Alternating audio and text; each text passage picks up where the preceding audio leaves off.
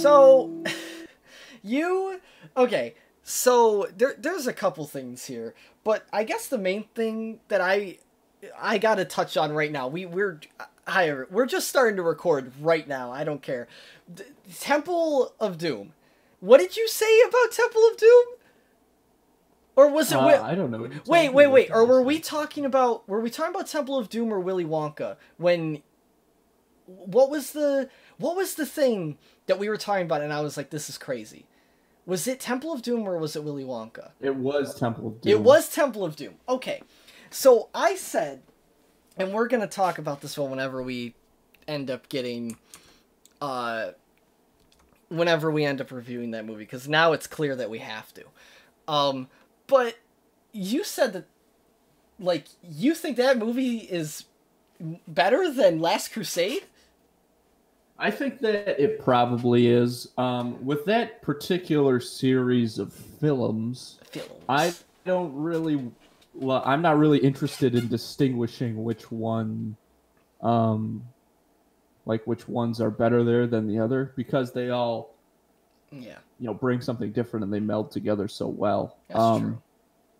But Temple of Doom was definitely my favorite one growing up, and I think that it could certainly be better than The Last Crusade. It's definitely more exciting, without a doubt. Well, I guess, yeah.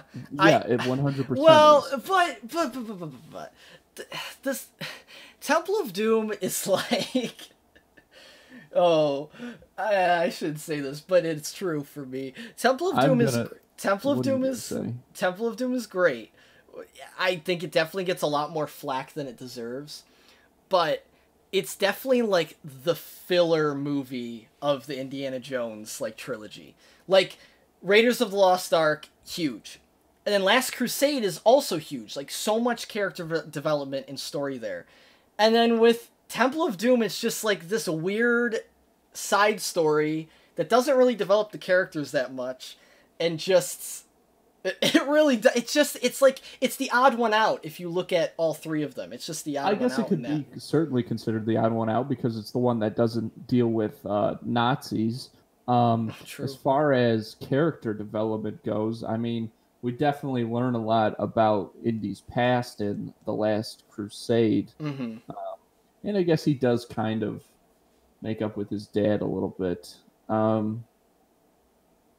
But Temple of Doom shows you Indy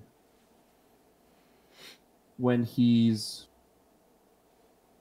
kind of like a day in the life. Yeah, it's just like it just happens. Like not like perfect Indy and just sort of he doesn't set out to go on this mission the way that he really does in the other two. Yeah. He just kind of winds up in this situation and then has to handle it. Yeah, I can't. Yeah, I haven't seen it in a while, but I remember it's definitely more ridiculous than the other two. But it's not like it's not. I don't think that makes it.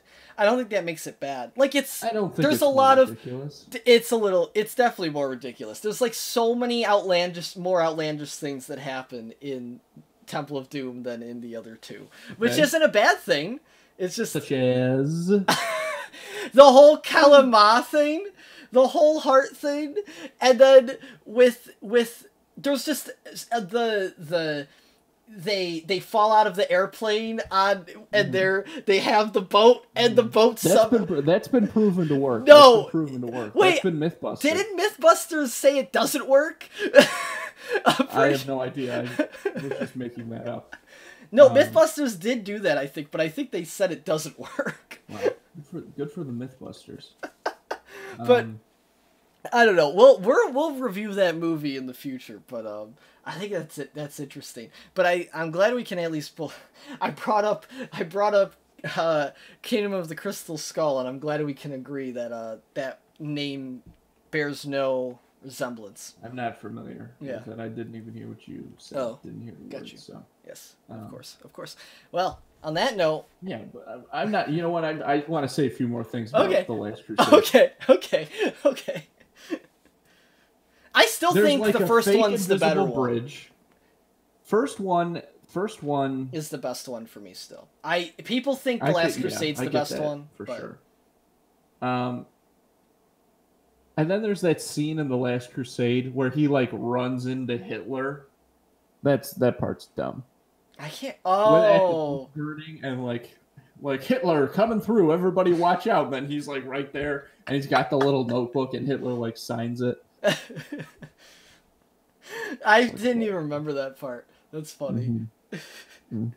But the bridge part Convenient. makes a lot more sense because That in whole the sequence, first- like in the the- climax of the movie, yeah, when Indiana Jones is going through this, it keeps cutting back to his dad dying and like walking him through it. Basically, obviously they can't hear each other, but he's like, yeah. the path, and blah blah blah, and all that stuff. I mean, it just makes more sense to me in context with the first one, because the first one is, the first one obviously has that, like, religious, supernatural aspect. And obviously, like, I guess you could make that argument for the second one. Definitely does. Yeah, but the second... But there's just... But dude, it's because dude, it's not the Christian dude, religion, it doesn't no, count, Joe. no, Jesus Christ, no. people. I can't believe you have to listen to this. I'm so sorry. Andrew, oh my God. Andrew, I'm telling you right now, there are so many more ridiculous things that happen in the second movie, and it doesn't make it bad. I'm not trying to say it makes it worse, but it's just a lot more ridiculous than the first and the third one. That's just all I'm saying. It is true. The first opening scene in the second movie, I think the second one, because what is Indiana Jones? What is that franchise? It's a take on those sort of B adventure movies from like the 40s and 50s, right? Yeah,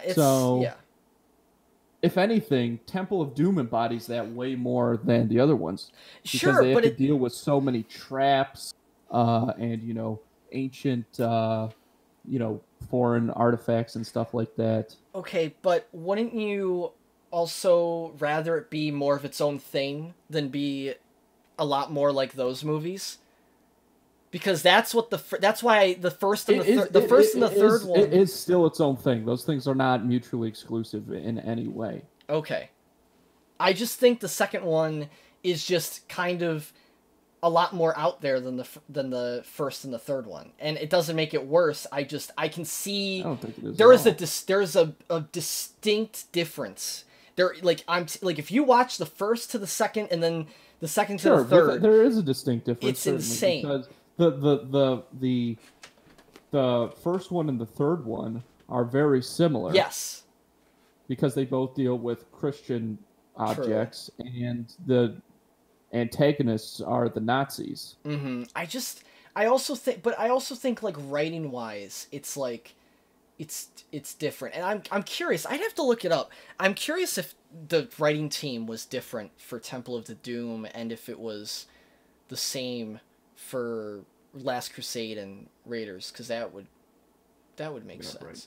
But I don't know. I feel like the writing's a little different in the second one too. But it's still a great movie. Anyways, I don't know why we're well, I guess I did bring it up. Well, we were talking about it beforehand, and then I wanted to just jump right into it because I thought it was good. Welcome to Film Juice.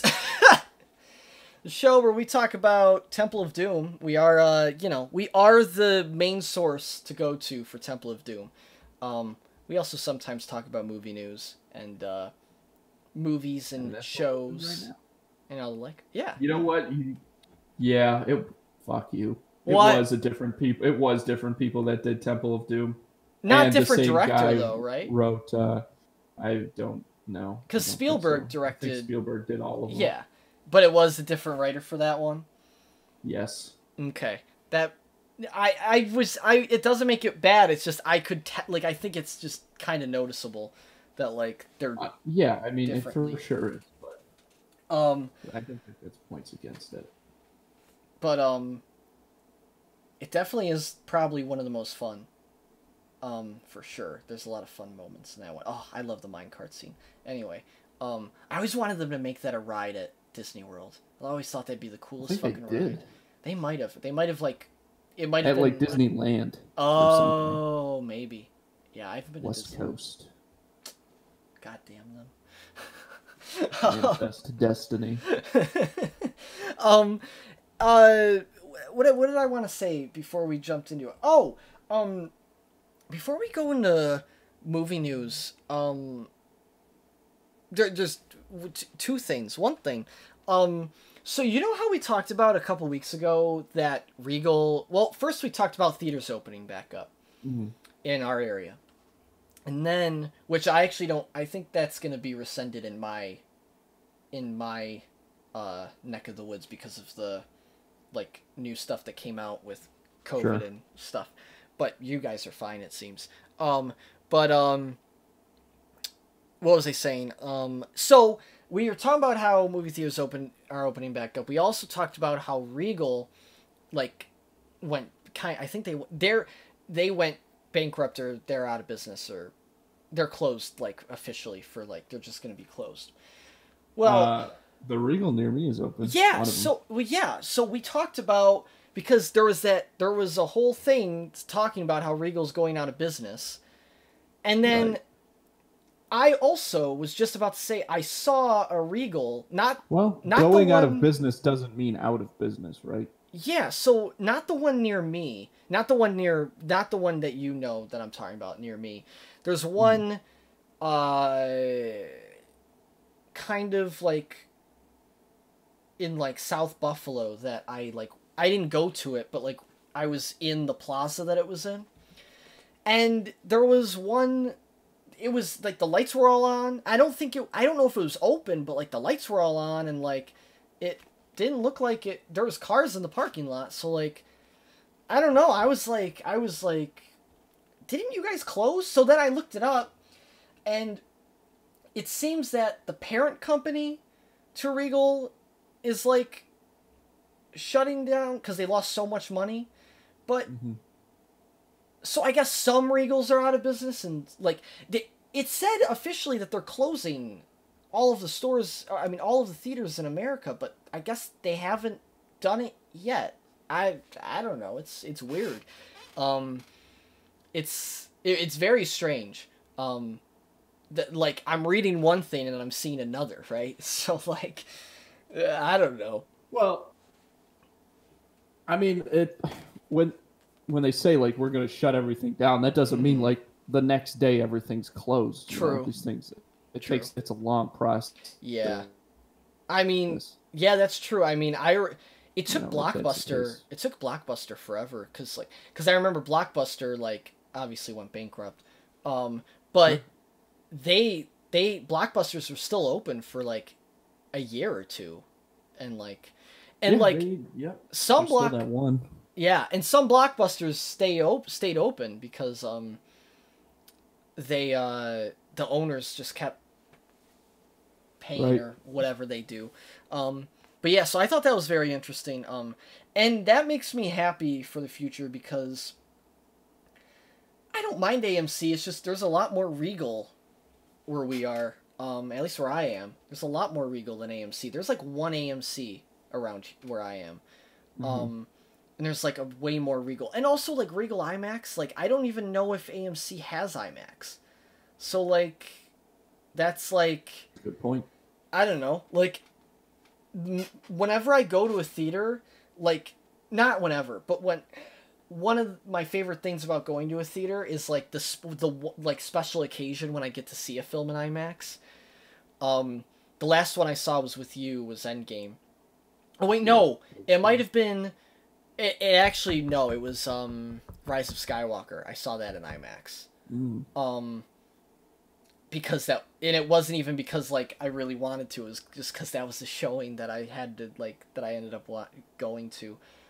It was still cool, but yeah, it's if you've never done IMAX, highly recommend it. That shit's crazy. It's really good. It's not anything like the Regal 360 shit or whatever they remember. I don't know if you've ever done that. I did it with It too. Remember when they had the projector? The screen like So expanded fucking and stuff. weird. It was weird. It was really weird. It was so weird. But anyhow, so that was the one thing, and then the other thing. Where's the film juice sign? I'm calling you out. This isn't 2 in the cooler. Get it out of here. Oh, there it is. A quick set change. There. Now we're doing film juice. Now we're doing film juice. Now we can officially start the show.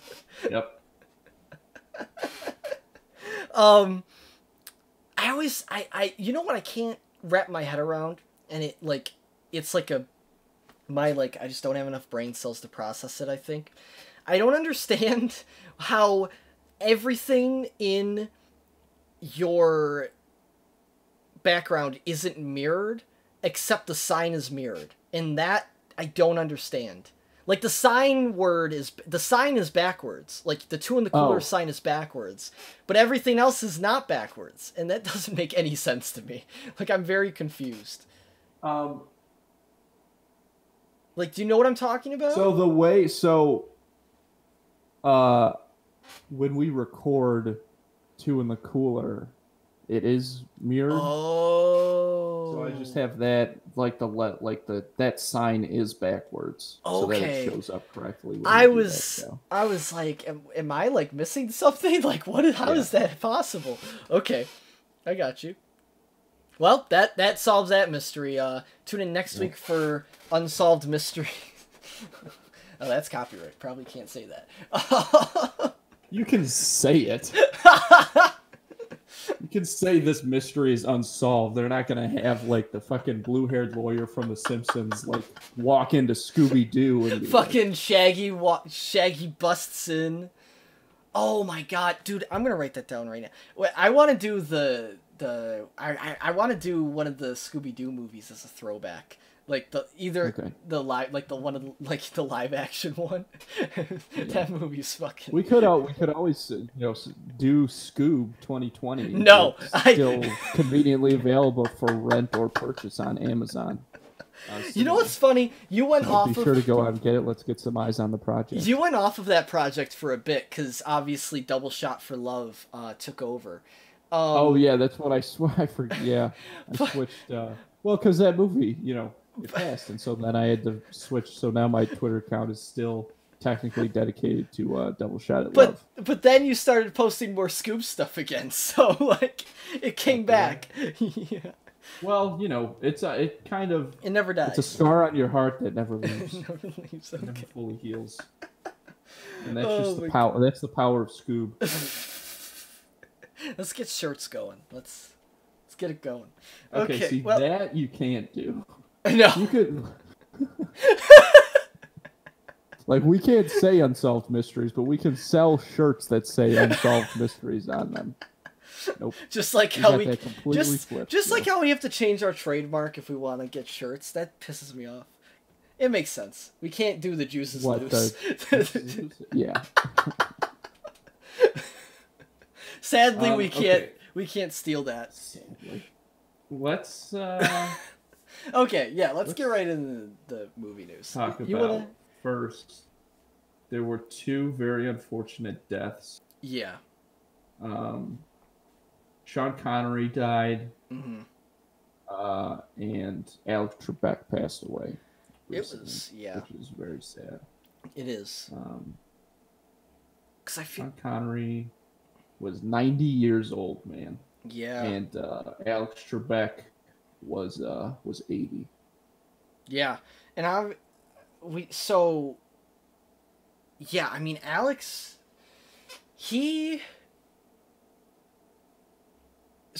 got diagnosed with cancer, stage 4 pancreatic, almost a year ago. Or was it a year ago? It was close to the anniversary, either before or after. I think it was after, because I think I also remember seeing a video of him recently sending an update, like maybe like a month ago, or he's like made an update.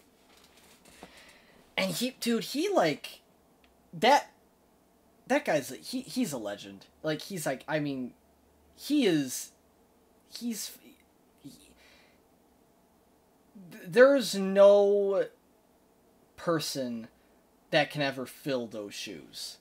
And there's no person that's ever going to fill those shoes. He was just an iconic like host. He was an iconic he was an iconic like just person that was in people's, you know, whoever liked that like people's every day, you know? Like it was like a constant. And like I remember when he announced that he had stage 4 pancreatic, which is one of the worst. Like it's pretty hard to come back from that.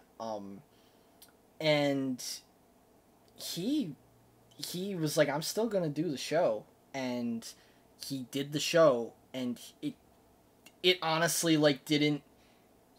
I'm sure it wasn't easy in any sense of the word, but he fucking killed it. Like it almost like didn't seem like anything was different, and I think that's what he wanted.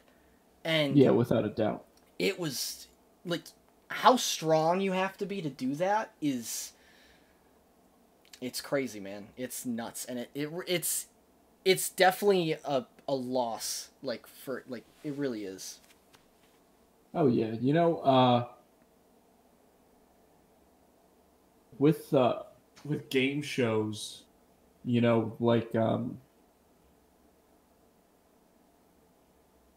obviously it's the one with like that you Jeopardy is paired with is Wheel of Fortune, which also Pat Sajak has hosted that show for a very long time. But most game shows, they are set up so that you can rotate the host constantly if you need to. Yeah. And with Trebek, I think the way that he really kind of understood that show right from the beginning and understood what it could be. And his demeanor on that show, like you said, is irreplaceable. Yeah, there's whatever happens, it's, you know, because the show is going to keep going. They are going to find somebody else to host it. It's going to, you know, I don't think that whoever does it would try, obviously, to be Alex Trebek, but it's going to change the show drastically. You know, I mean, like, again, with a lot of game shows, the star of the show, so to speak, is the contestant that week or whatever. But with Jeopardy, and, you know, you kind of tune in to see, like, if they're going to win with Jeopardy, the point of tuning in was never honestly really to see who won. For the people that watched it consistently, that was not why you tuned in to see how the game was going to turn out. You just tuned in because you wanted to hear the questions. And the reason you want to hear the questions is because of the way that Trebek was able to deliver them. And he meant so much to a lot of people. And there's it was very nice that he had a lot of great moments on that show. But it's crazy because he was obviously in a lot of pain, and that, of course, never came across on the show. I mean, it's a true professional, one of a kind. Like there just aren't people in the business like him anymore. No, I mean, you could obviously tell that he did it because he truly enjoyed it, and not like, cause like, and like there's a lot of hosts, because they don't, like you said, they don't really do hosts like that anymore, and when you are so attached to a project like that, like I'm sure he was. Well, they're synonymous with each other, right? Yeah, you can't. So, like, it wasn't. I feel like how hosts are these days, like you said, like, it wouldn't. If that situation happened, it wouldn't be. Like, I never felt like it was for the. It was like Alex was only in it for the money, if that makes sense. That never came across to me at all. Like, obviously, I'm sure, like, that, like, come on, like, that's obviously always going to be part of it, but, like, it just seems like he really enjoyed doing it. Like, there's no, because there's no way he needed to do even the last 2 years that he did. Like, he could have been done like 20 years ago, probably, if maybe like 10, 20 years ago, if he really wanted to. Oh yeah, without a doubt. So, like, he obviously just was doing it because he fucking loved it, and it was like something that made people happy, and like, I don't know, like, and he's not like, I'm sure, like, he like enjoyed like the community that he like was a part of, and like got to like, you know, like, I'm sure, like, yeah, I don't know. So that's yeah. So yeah, it sucks, and he was a true legend. I think the last time something like this happened, and it wasn't even the same, obviously, but like, but when Bob Barker left Price is Right, that was like, I remember that was when obviously we were younger, but I remember that being huge. Everyone was like, Bob Barker can't leave Price, because like Bob Barker just like, it was another situation where like Bob was the guy, like that was him, and Price is Right, like that's it. And obviously they have Drew Carey now, and Drew Carey, like, he didn't try to be Bob Barker, which is great, and he kind of, you know, made it, you know, you can see the evolution of the show. Yeah, because I end up watching, just because of work, I end up watching The Price is Right every day. Mm-hmm. And I think he definitely has made that show his own. Yeah. I think it's just a little, the other thing about Jeopardy is that the host is so much a part of the game. Yeah. Right? Yeah. Yeah. Whereas in other shows, they're just they are the host, right? Yeah. Because, like, yeah. It's really interesting. So, yeah, I don't know. It really does suck. I guess like you said, the Pat Sajak, I didn't even think about that, but yeah, he's been doing that show. White. Yeah, they've been doing that show for, you know, obviously ever since I was a kid, and like, I think they are the only ones that have done that show. That's crazy. So, but that's the thing, is like, Pat Sajak is not Alex Trebek. No, and they've been doing and it's kind of the same situation. And again, I think that's another reason for that is because of who Trebek was, and because of how unique of a game Jeopardy is. Yeah, so everything else on television. Yeah, it's gonna be tough. I'm sure they're not gonna get anyone, like, because that show isn't even going right now anyway. Like, I don't think it was live. It's going. Well, it's not a live show. They record it months in advance. So they have enough episodes. Until the last episode with Alex Trebek is going to air on Christmas Day, actually. Wow. Yep. Wow, that's crazy. So they'll find a new person, probably. You don't think they'll do any break fairly soon? Wow. Damn, that's crazy. Well, because you have to record. I mean, they might do a break in between, but you have to like record the episodes ahead of time, like I said. So you have to find a new person, like, relatively quickly. That's crazy. Yeah. Well, we'll see what happens there. But yeah, rest in peace, Alex Trebek. That sucks. And then Sean Connery, that was crazy too. That was a week. We took a week off. When we're recording this, like last week we took off. Because we were both like super busy, and it was just a crazy week in general. But so Sean Connery, I think, was like a few days or a week before. But he died on Halloween, so yeah, that's like just about a week before. So yeah, that's also like crazy. Like, talk about an iconic like an iconic actor, like an iconic, Yeah. like, so, like, obviously 007, The Last Crusade. Yep. That's the role I know him from the most, is The Last Crusade. I would definitely recommend the movie Hunt for Red October, which he's in. Oh, it's a great movie. That's a throwback we've been meaning to do. Yeah, we should do that. Yeah. He's a guy who I think, when you think about it, when he was alive, didn't get really enough credit for this. He's a fella who was similar to guys like Christopher Walken, who have such a unique way of delivering their dialogue and acting that is impossible for anybody else to do the same things with a role that Sean Connery would be able to do with a role, right? That's why he's still, in a lot of people's minds, the, when you think of James Bond, you think of Sean Connery, even though, I mean, tons and tons of actors have played that role now.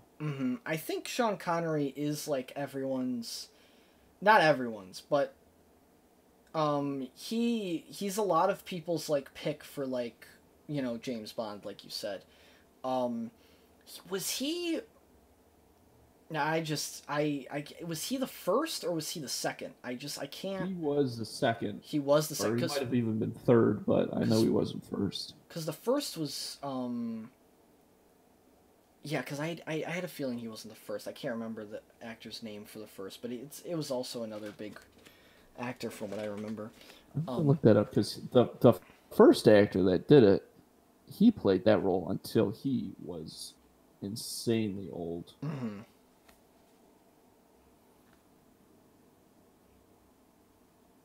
No shit.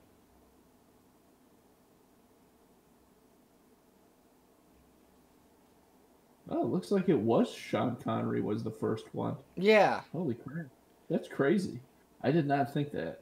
That is crazy. I didn't think that either. I thought he was either the second or the third too. But I guess he was the first. But maybe that's even more of a reason why people look at him as the James Bond. He was the first, and he was like,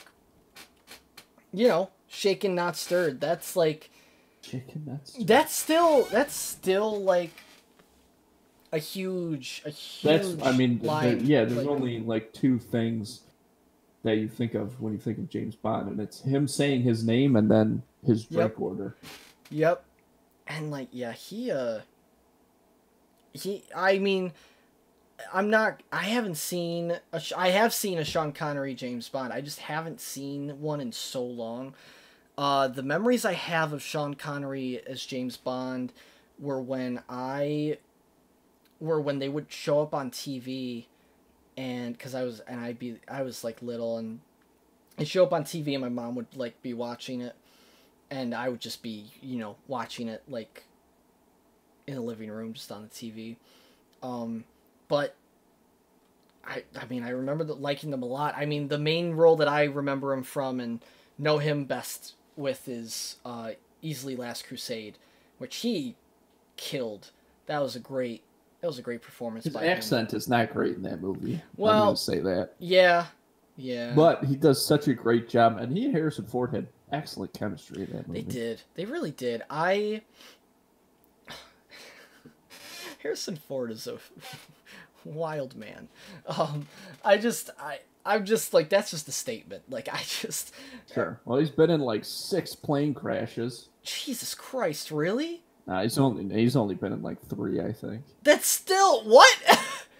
2 or 3. I think it's 2, but I feel like it's. Holy shit! I feel like there was a third one. They're going after him next. God damn. Yeah. Well, he's the one flying these planes. Oh, I see. And then crashing. Oh, so. But he's getting right back up there, so that's a danger to everyone. Jesus Christ. Yeah, but it's nuts. He was a legend. Like, I think everyone can agree with that. And Just the timing sucks, man. It's yeah. I mean, it's not like it ever would have been great timing, but like it's not great. So it's unfortunate, but yeah. But did he? I don't remember. When I read about it, did he just it was just like old age from what I, or was it something else? Yeah, I don't know. I think they didn't relate to that. I don't think they made it clear when I which is, makes sense. But they didn't make it clear when I saw it happen. I think it just said he passed like peacefully in his sleep and his family's around him. But yeah. So yeah, that's that's the gotta say goodbye to two legends, and yeah. Who knows if 2020 will take a couple more from us by the end of the year. I mean, but those are two pretty heavy blows. Yeah, I mean, in other news, Yep. Johnny Depp is not gonna return as Grindelwald in Fantastic Beasts because he hit. They were married. I'm like 100%. They were married. I'm pretty sure. Yeah. He like beat his wife, and so yeah, so he's out. He's out. Warner Brothers asked him to resign. They still have to pay him the full salary for this movie. Wow.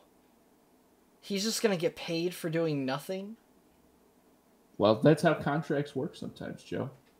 They can't. But usually when you sign a contract, there's always like a way they can terminate it on you. I'm surprised. That's crazy. Yeah, but I mean, this is obviously not covered in that.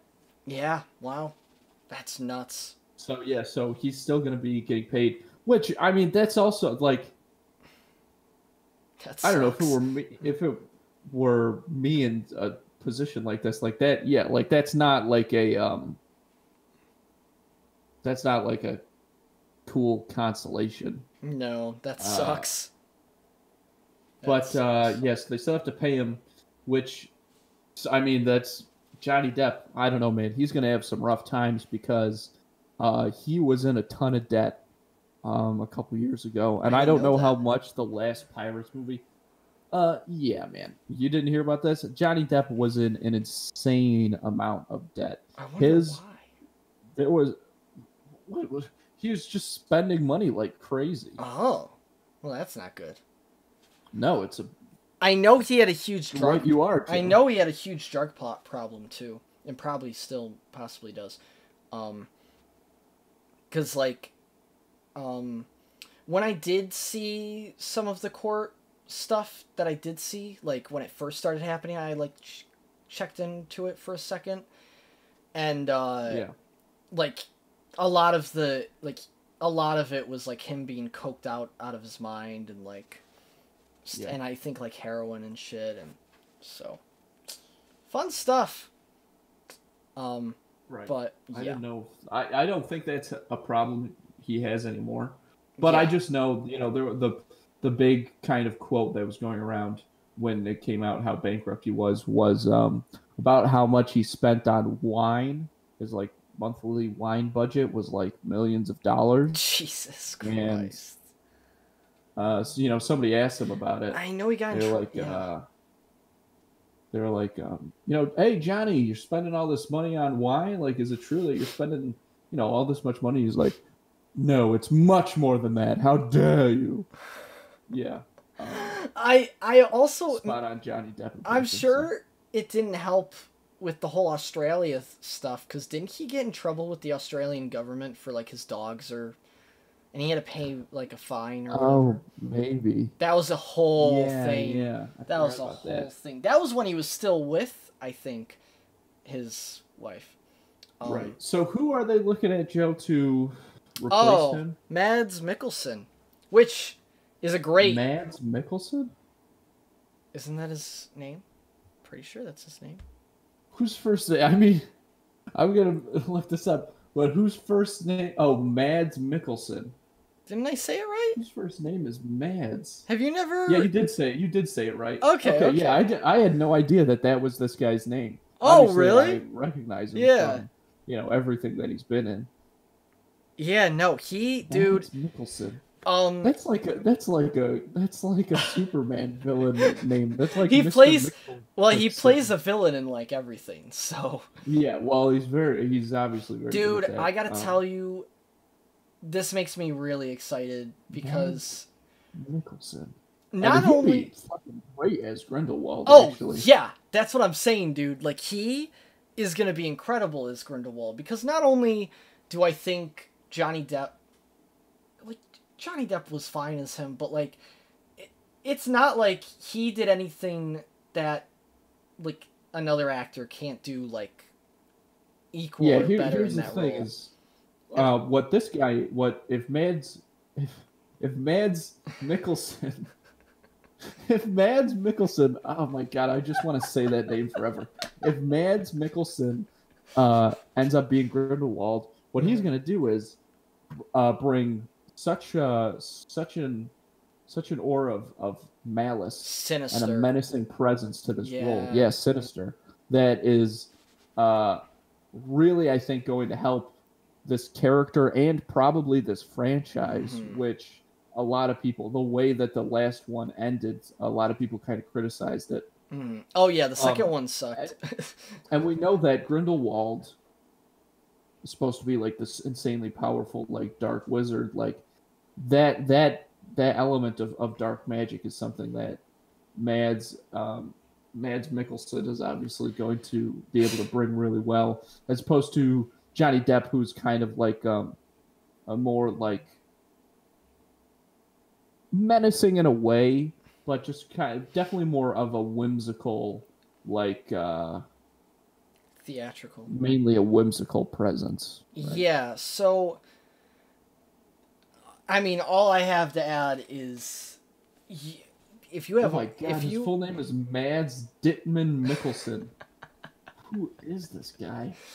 All I have to say is, and I know you haven't yet, but I know I've said this on the show before, but to anyone listening, like, if you haven't seen Hannibal yet, you need to watch that show. Right. That is, you've seen Mads Mikkelsen in roles before, and you've seen him as the bad guy before, but like, it is incredible. It is such an incredible, like, it's so hard. It's like, I don't know how to explain it, but like, it is one of those roles that is so hard to like not like to take your eyes away from. Like, it's so hard. Like, there are so many terrible and like awful things that they show on that show, and that show is fucking gruesome as hell. Like, there's some things that happen on that show that I have to like turn my head away for a second because like I can't handle some of the stuff on it. But it's his aura on that show and his just what he brings to that character is it's incredible. And I mean, all the actors on that show are incredible, but he is obviously the guy. And you know, I remember I first started watching that show and I was like worried because I was like, oh no, like I'm so used to Silence of the Lambs, like, right, like and Anthony Hopkins. Yeah.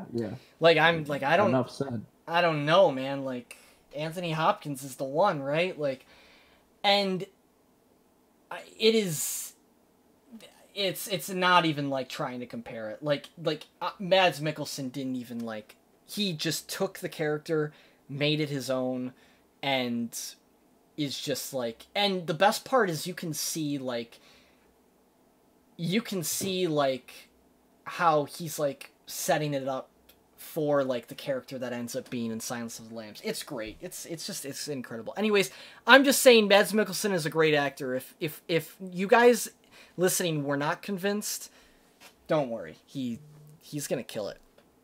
So yeah, but that's obviously he's not confirmed. But he could be, and that would be cool. You know who is confirmed though? Oscar Isaac as Moon Knight. Yes, very true. Finally confirmed. Did you clap for the yeah, segue? Yeah, you know what that was for. Yeah, Oscar Isaac finally going to be confirmed to play Moon Knight. Perfect choice. It's going to be awesome. He's going to, the thing about Oscar Isaac is he can really bring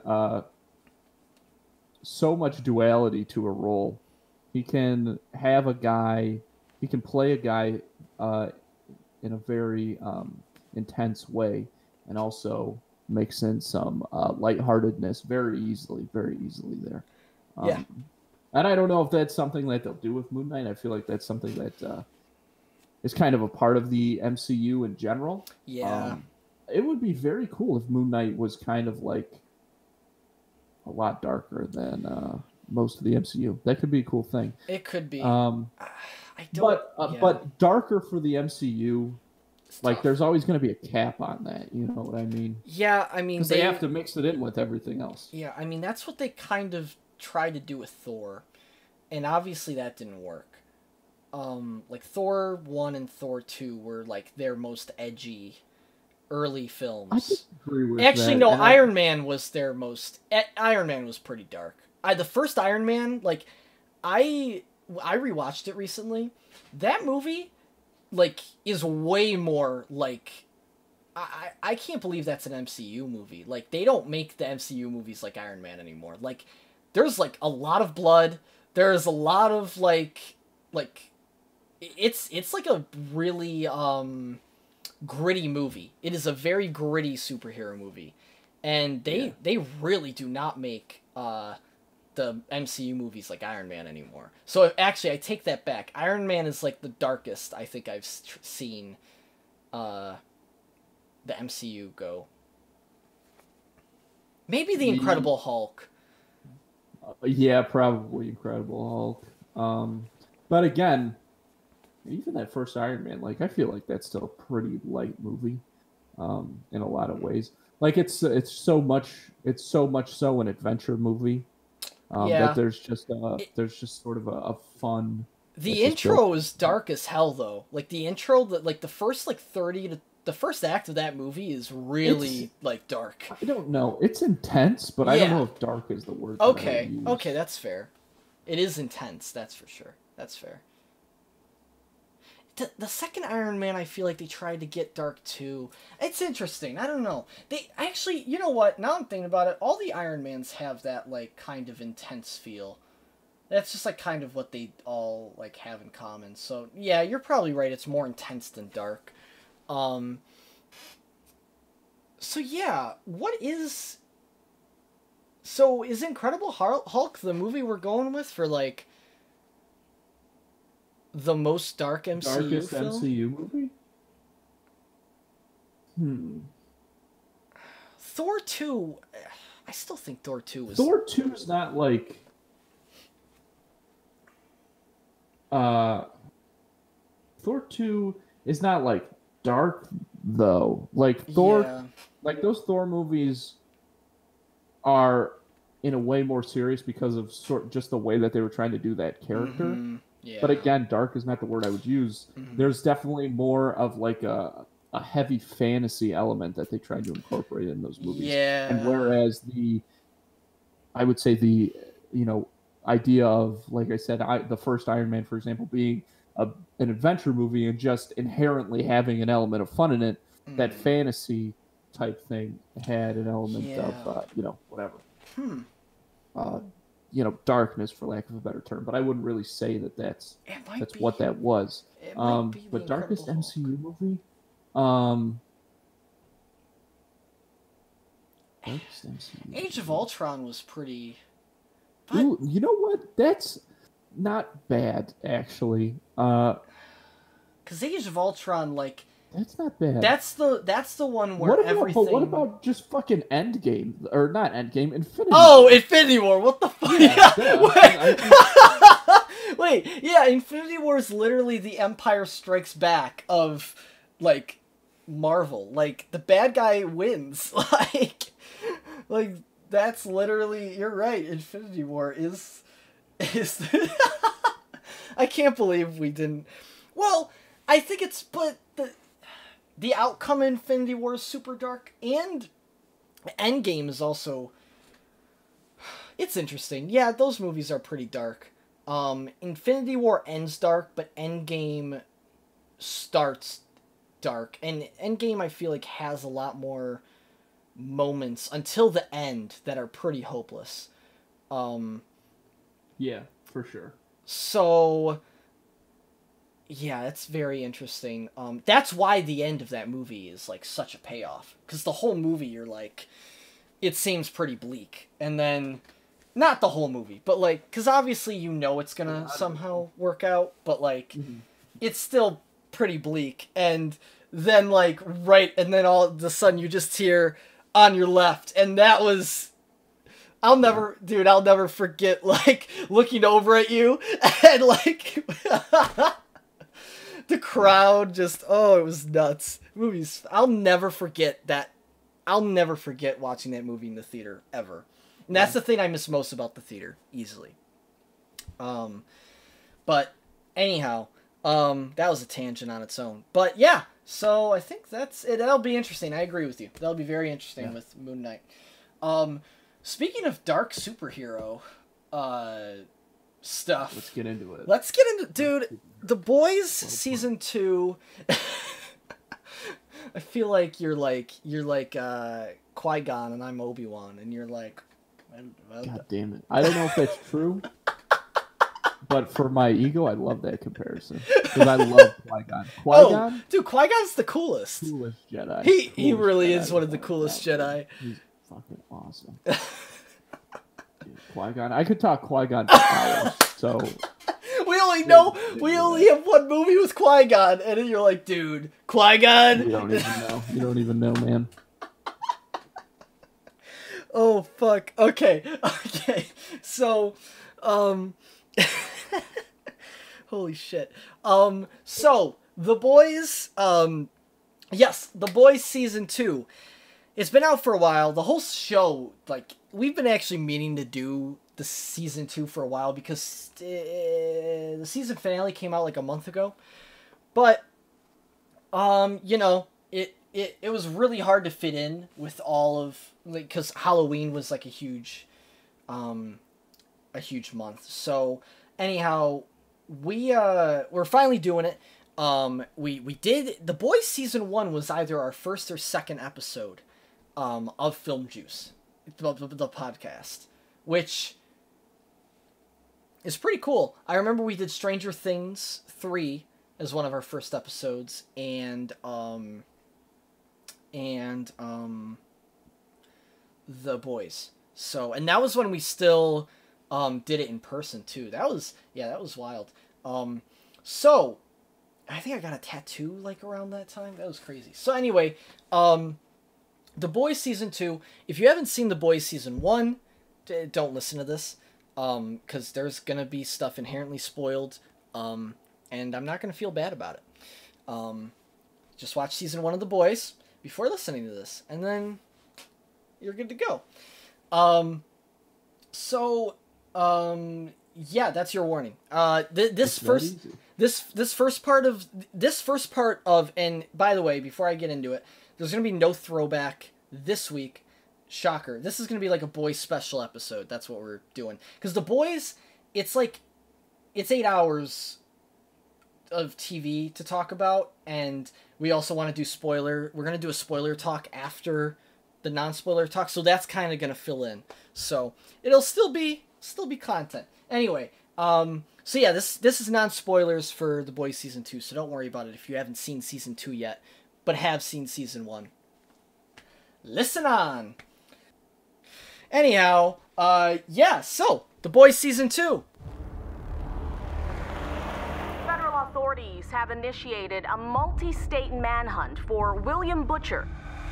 If anyone spots William Butcher or any of his known associates, Marvin Milk, Hugh Campbell, or this man, please call 1-888-0-CRIME.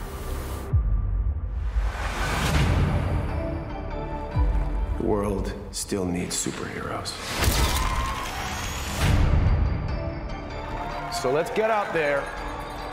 Let's take these cocksuckers down. We are famous now. Don't you worry.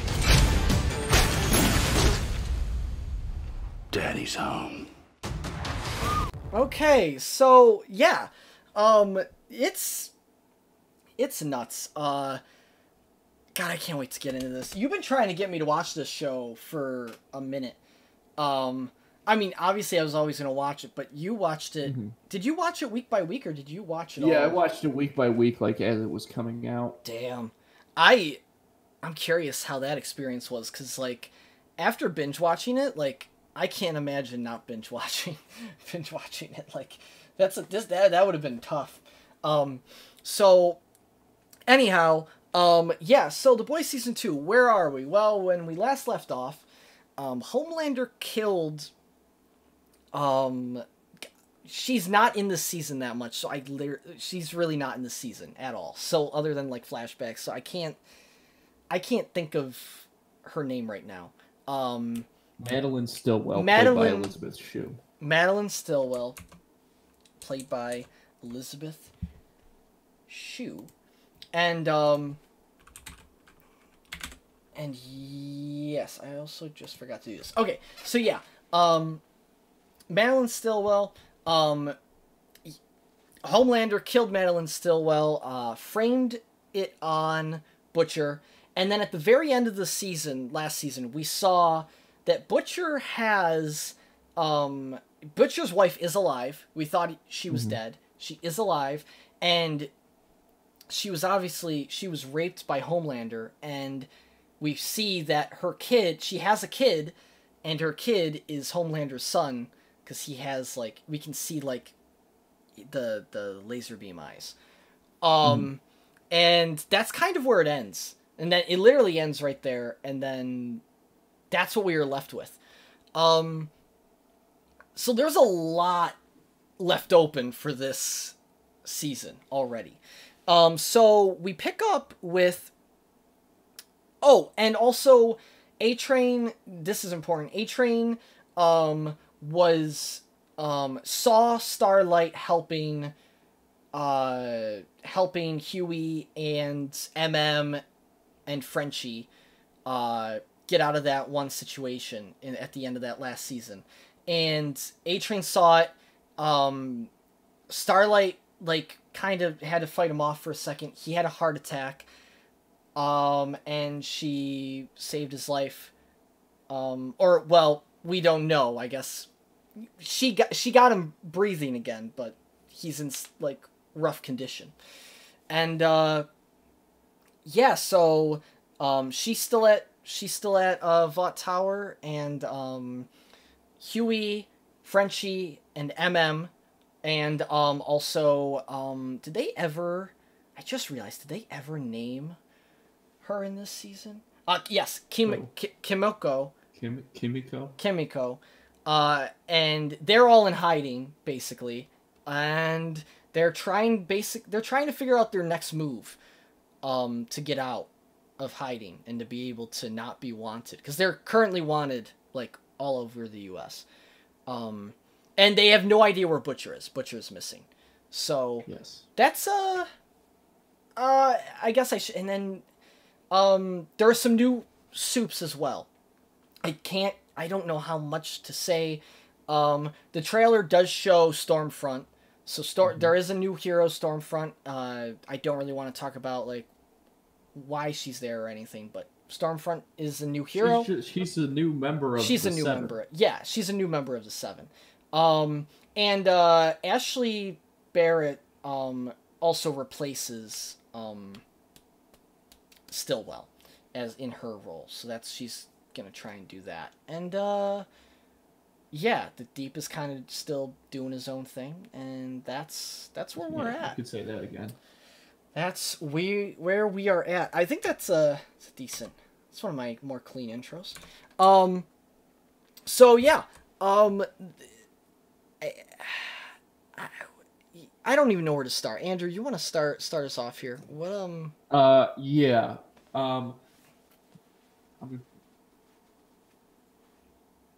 a lot of cool stuff in this season. Yeah. A lot of seeing a few things that were sort of referenced in the first season come to light. The first thing I want to talk about is watching the show. Obviously, it's an Amazon Prime show, which is one of the reasons they can get away with being, like, so gruesome. And this show is gruesome. Holy shit! There is some unbelievable moments of violence, and that is the reason that's so cool is because it only emphasizes the fact that of how unstoppable these super beings are, and how insane and dangerous like having powers like that would actually be. This series is produced by Seth Rogen and Evan Goldberg. Yes. And of course it's based on a series of comics, also called The Boys by Garth Ennis. So Garth Ennis wrote these books. Yes. They also, Seth Rogen and Evan Goldberg, produced another show called Preacher that was on AMC, which is based on another series of graphic novels written by Garth Ennis. A lot of people love that show. So Garth Ennis is obviously the fucking man. Yeah. I mean, he's coming up with these. And Preacher, watching The Boys, because I loved Preacher, made me really wish that show had been on Amazon Prime or some streaming service, because they could have gone so much further with it. The things that happened in that show were insane, and they definitely got as gory and stuff as they could. But, there's, like, just with the swearing and stuff, it feels so much more authentic, I think. Yeah. And, man, if Preacher had been able to do that, I heard it's great. I've been told it's an awesome show. I feel like they really had to kind of rush. It was cool how they did it, because the first season of Preacher actually takes place before the first comic, but it's really cool. And I feel like they had to, because that show only had 4 seasons. I feel like they had to kind of rush to the end there. But holy cow, was that show good! And so it's very exciting to see another project that's obviously insanely similar to that get, not only be so well done, but also get the recognition that it deserves. Yeah, this show is huge. I think it definitely blew up after season 1, and it's still not like. It's still not like, it's not as popular as, like, I don't know, like, it's not as huge as like a Mandalorian or a Stranger Things, or like, Sure. Again, Stranger Things more accessible for people of most ages. Yep. And Mandalorian obviously has also, it's a property that has it's Star Wars property. So, like, but for what this property is, it definitely has a pretty large audience, or at least a bigger audience than it did. Yeah. And yeah, they really take season 1 and expand on it in this season. That's one. I was really worried that season 1 was going to be lightning in a bottle. And I really didn't want it to be, because obviously season 1 was incredible. But I really wanted it. I didn't want it to, like, just fizzle out after that. And there are some things that I think are a little weird in this season, but for the most part, I think this season continues its I think it keeps going. Like, it makes for a really good season. It's very it expands on a lot of the ideas that it kind of set up in season 1. And that was very satisfying and cool to see. And it even expands more than you think it could. And they also delve into more characters. Like, they highlight some of the characters that didn't get highlighted last season. And I think that was one of my favorite parts. Oh, without a doubt. Because I feel like a lot of those characters, they did, probably, I'm sure purposely, but they did a good job of creating intrigue for them. Mm-hmm. So you wanted to learn a little more about them. Because season one was, and this isn't a bad thing, but season 1 was like a lot more simple. And it doesn't mean, like, I don't mean that as a negative. I'm just saying, like, compared to this season, the stuff that happens in season 1, like, it doesn't feel like it when you're watching season 1, but it's a lot of setup, and it's a lot of establishing characters and who they are and what they're capable of. So season 1 had a lot more of an easier, like, I think it had an easier plot to juggle than this season, because this season has so much more going on. Right. Like, there's a lot more pieces in this season, and that doesn't, like, that's not necessarily a negative, but that is the case. So, like, this season just is just a huge expansion on season 1. That's the main thing I'm trying to get across. And I can't say why, really, because of spoilers, but we will get into that in a little bit here. But I want to say the tone of this series is still the same. It is just as, like, gritty, and the color palette is still, like, I love the style of the color palette. Like, it's very it's very, like, neutral toned, I think, is the way. But it works so well with, and we talked about this in season 1, but it works so well with the events that happen in the show, because it makes like, I think it really, like, makes the blood and, like, some of the more horrific things that happen even more shocking. And it also has, that's an excellent point. It has more of that realistic feel to it, which is obviously why they're going for that. Yeah, and I like that because with, other superhero movies, the color, everything's always so vibrant, right? And everybody's doing, all the heroes are doing such good things. Yeah. What do you got? Did you notice that one thing? This isn't a spoiler. Did you notice that whenever they're at Carl Urban Butcher's wife's house, the color palette is completely different, and it's vibrant as hell? That's like, I love that. I love that they, like, they know what they're doing. That was a great choice. That was such a good choice to do that, because, like, of what that place represents, and, like, that was very well done. I can't say much more than that, but it was cool. I guess, we should address the elephant in the room. The acting is still amazing. Unreal. Like, Carl Urban, holy shit, man. Carl Urban was definitely that, I don't think this isn't a spoiler. He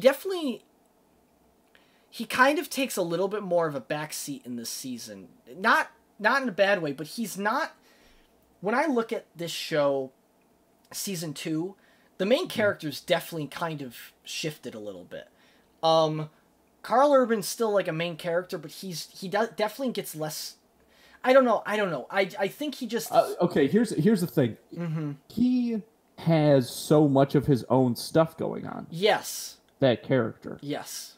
I think that he's still in it as much as he was. It's just that he's off on his own quite a bit. Yeah, Even that's after he fair. rejoins the group, he still has kind of like these side things that he needs to get done. Yes. Yeah. You're right. Yes, that's what I mean. So, like, but I like that this season isn't like season 1. This season's pretty damn different than season 1, which is good. Because you don't want sequelitis, you don't want it, like, they needed it to be different. It couldn't be the gang gets back together and, like, it's all hunky-dory. And, sure, the gang gets back together in some sense, but it grows from that. And that's the main thing with this season that I think is what makes this season, like, excel the most.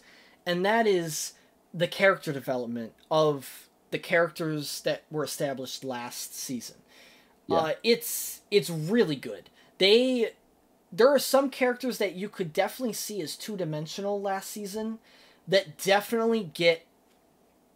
I wouldn't even say two-dimensional last season. It's just like the amount that they get expanded upon this season is so much. It like it makes it really good, and it's even better because when you look at season 1 now, it's like you can see the groundwork of this stuff that kind of gets unearthed in this season, right?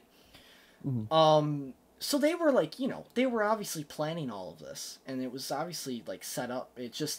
It's really great to see this season, that kind of payoff almost. So that was really cool. And obviously the acting's amazing. Carl Urban. We have to talk about Anthony Starr. Yes. Probably best performance of everybody, which again, like you said, that's really saying something, especially when you compare it to Carl Urban. If you're trying to tell me that he is not the best performance, you're out of your mind. I get why you maybe enjoy the character of Billy Butcher better, but if we're talking performances here, Anthony Starr's Homelander is unreal. Anthony Starr's Homelander is unreal, but I don't know how much. Listen. I cannot figure out how you're I was on the Homelander train so hard season 1. I love Homelander in season 1 was the best. Homelander made season 1. Don't get that mistaken. Homelander season 1 was the best villain. Like, it was insane.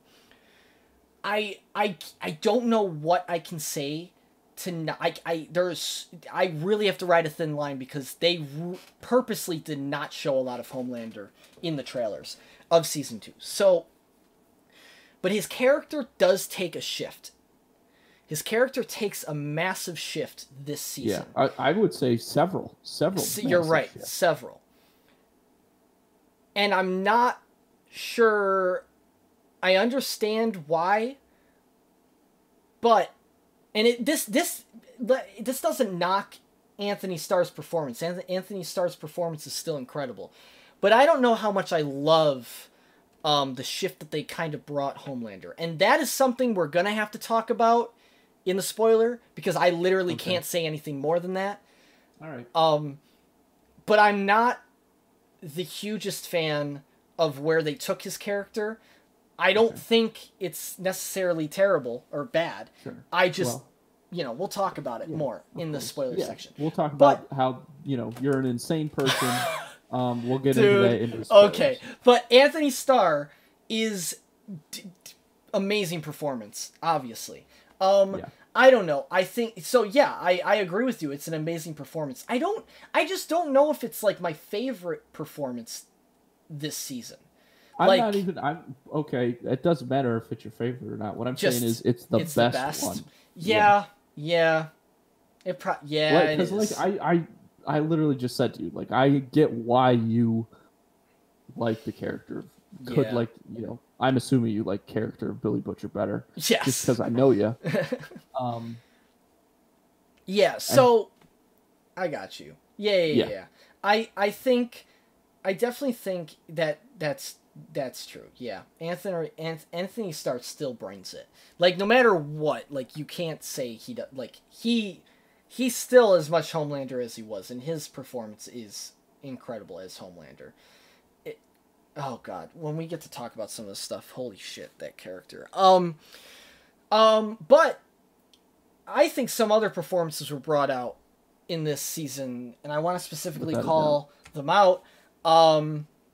So Dominique McElligott, her name is hard to pronounce, but Queen Maeve, she gets a lot more. She gets a lot more here, screen time, and in it this is show. great. It is her arc was fantastic. It was I'm very happy with how like her development went. It was very awesome. Me too, because I didn't really enjoy her character very much last season, and obviously she wasn't in there a ton. But this season, everything that her character ends up doing is awesome. And man, the way that this Dominique plays it is there's a lot of subtlety, I think, to her performance that's expertly done. Yeah, for sure. There's a lot of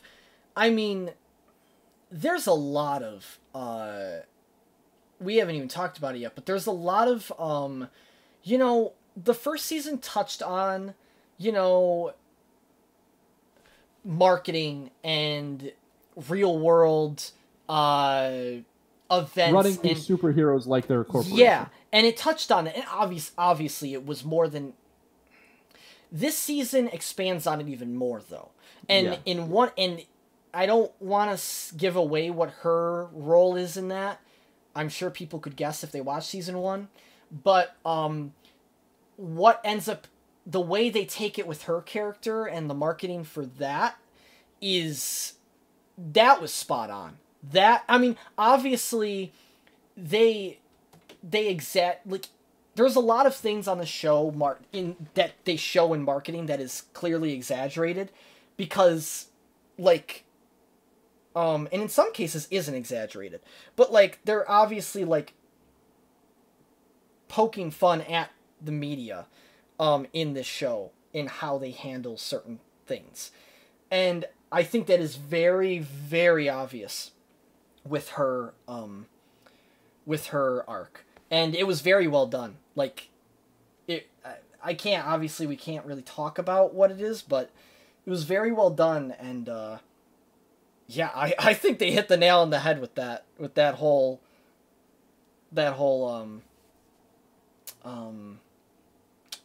segment of the show. I don't know if you'd agree.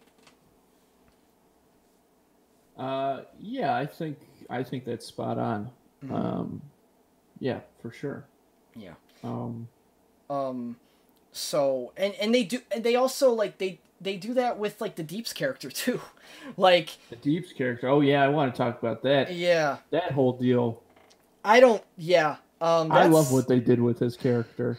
His moments were I really enjoyed those. A lot of times, this is a perfect example, like last season, and obviously they do this with him more this season than they did with Queen Maeve last season, where they kind of cut away to just show stuff from this one character. Yeah.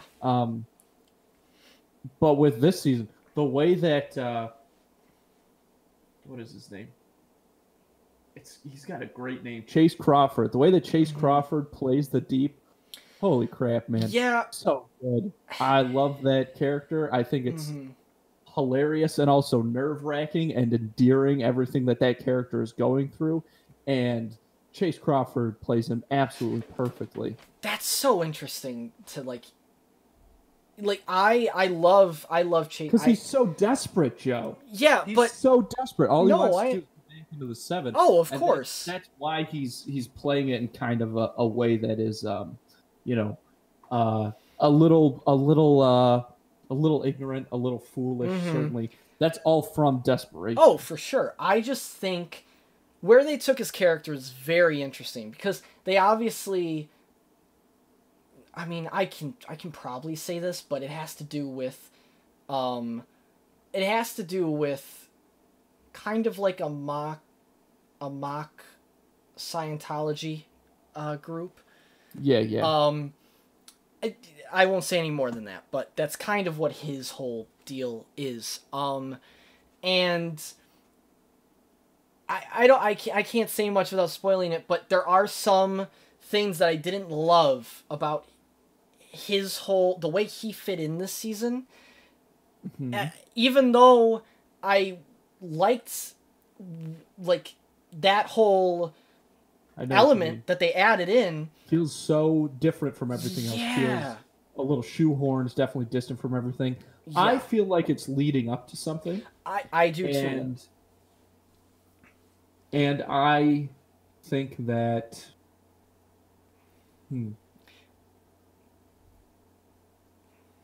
Yeah, it's definitely... I feel like it's leading up to something. Yeah. And I guess we'll see. Yeah, this is definitely what I think happened is there's so many characters in this show, and they even introduced more characters this season. Sure. So but if they might have to, though, they didn't have to follow the Deep once he was out of the 7, right? No, yeah, you don't have to do that. So there must be a reason. No, of course. And also, I think it's really good. That's a very entertaining portion of the show. Mm-hmm. I think they're obviously setting up something more for him in season 3. At least I hope they are.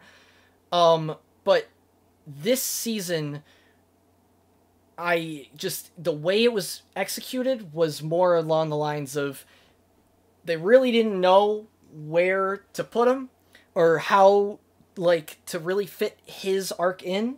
So they kind of just did the best they could, and they're setting up for, like, him more in season 3. Like, he is really in this season just... He's having a long arc. Like, season 1 was a long arc for him, setting up, and this is also still setting up, so it's kind of just... It's a little weird that he's just so much setup right now, and I don't know if we're really going to get the payoff. They're obviously setting up for something in season 3 with him, because there's no way they're doing all of this and he's just going to... I mean, maybe that's the joke. Yeah. He's just not going to go anywhere. But, right. Yeah, so, I mean, and I guess that's a spoiler for saying that, but it's really not a huge part of this season. I mean, it is, but it isn't. In the grand scheme of things, it really isn't. So, okay. But his whole thing is really interesting. I think it's still going to be really fun to talk about, though, after this, like, because his stuff is still, like, a lot of the stuff they talk about, and, like, you know, they're obviously poking fun at, like, I don't know. I really liked how much this season just poked fun at media and certain things that happen in the world, like, even more. Like, they kind of took it to the next level, and they, like, they just reflected the mirror even more on companies and how the media and how, you know, people in Congress and politics, like, shift the narrative. It was even more, like, well done in this season. Especially when we find out something at the end. That like, oh, man. That was great. That was really cool. That was insane. What else do you want to talk about before we get into spoilers? Because I'm about ready to jump in. Yeah, I want to talk about Edgar, the new character. Oh, okay, yeah. So can't talk about a lot of him because he was barely in the trailer. Actually, I don't even know if he was in the trailer, so we cannot really talk about him. But I do got to give props to I think this is how you pronounce it, Juan Carlo Esposito or Juan. I think it's Juan. Juan Carlo Esposito. Yeah. He is Stan Edgar. One briefly, wasn't he? In one of Butcher's flashbacks. Oh, I don't remember. Yeah, I'm pretty sure he was. Oh, I don't remember, but if he was, that's great. I thought he was a new character this season, and he just was... Yeah, I might be wrong, but I feel like I remember either way, him in, like, one of the flashbacks when Butcher, like, was still with his wife. Either way, at, like, a VOD party. He takes center hold in this season, and it is... If I'm being honest, I think he's... If he was in the season a little bit... He's in the season a good amount. But if he was in the season just a little bit more, he would have been my favorite... not only my favorite character, but my favorite performance. He is up there with my favorite performance, though. Dude, I just love Juan Carlo Esposito. He is so good as that character. Yeah. As that type of character. Like, I know you haven't seen Breaking Bad, but like, it's No, but I'm it's familiar nuts. with his work in it. Yes, it's Yeah. nuts. So, oh man, I can't wait to talk about his moments. Like, his moments were nuts too. And then really quickly, I guess just before we the music's on point. The music this season man. even better than last season. Like, Yeah, for sure. It's interesting the way that it comes into because with Huey's, Yes. I don't think this is like a spoiler, of course, so I'll just say it. But Yeah. like Huey just is listening to a ton of Billy Joel this season. yeah, it's amazing. Yeah, it's kind of it. I think that works pretty well for his character. It was great. It was, oh my god, the music was so well done. I cannot stress enough how every single time a song came on this season, it fit perfect. There was not. You know how the action scenes have to have like a big music. You know what? Do you think that? What year did Guardians of the Galaxy come out, and what year did The Kingsman come out? Because I feel like those two movies Guardians of are the Galaxy. reason that we're seeing that. Like, if you have some kind of, cool fight scene, you have to put like a big like 80s song or something over it. You know what's funny though? From those two movies. That music didn't even. I will say. You're right. 2014. Did they both come out that year? Oh, well, Guardians of the Galaxy came out 2014. Kingsman came out 2014. Yep. Wow, okay. you were, dude. That was, hey, I can give you props for yeah, that. man. That was fucking spot on right there. Yeah. Good Those shit. are the ones that did it. And I think what you were about to say is that, this show didn't really have so much of that. No, not really. Not during the action scenes. Yeah, which is true. It just kind of got me thinking about it, honestly, in that moment. It was more of how they would either close an episode or start an episode. Or sometimes it would be in the middle. But That's an either excellent way, point. it was amazing. Like, Yeah. it just worked so well. It didn't feel shoehorned. Like, it didn't feel like pandering. Like, it was just, it fit. Like, it really fit. I don't know how to explain it. It just fit. So then, other than the music, before we review this, just slap a rating on this sucker, I do want to say,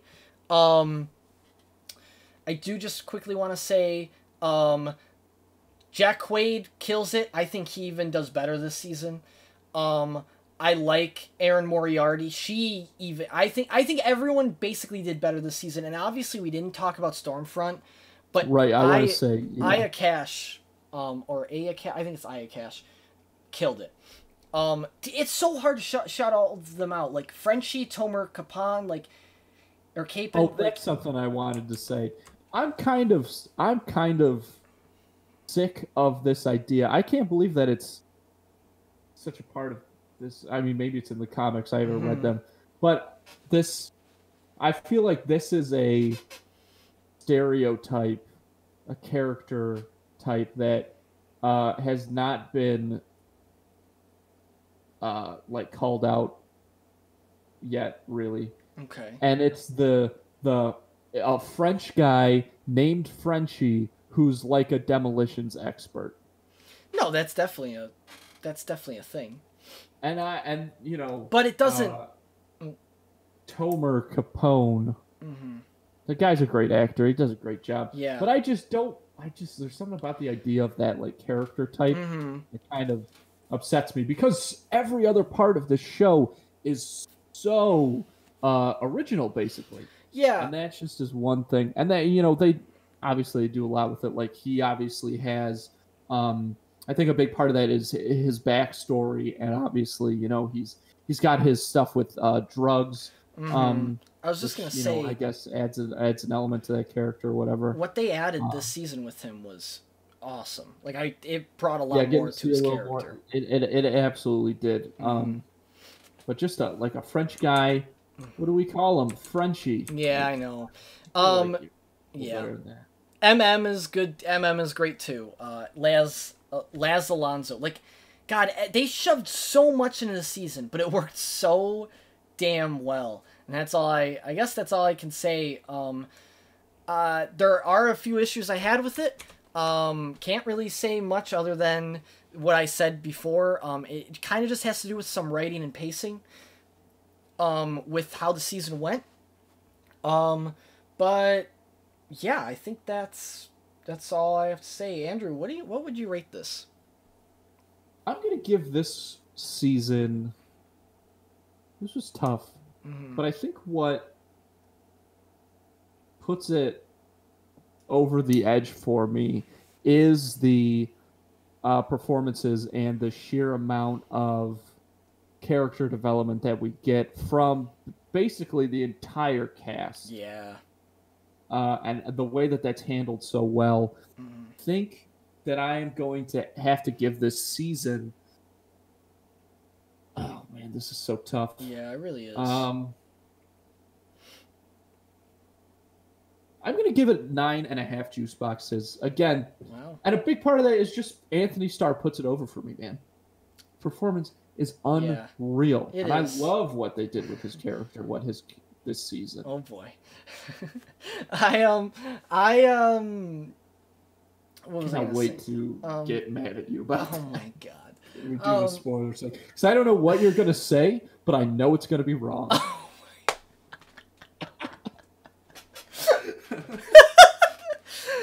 Oh my god.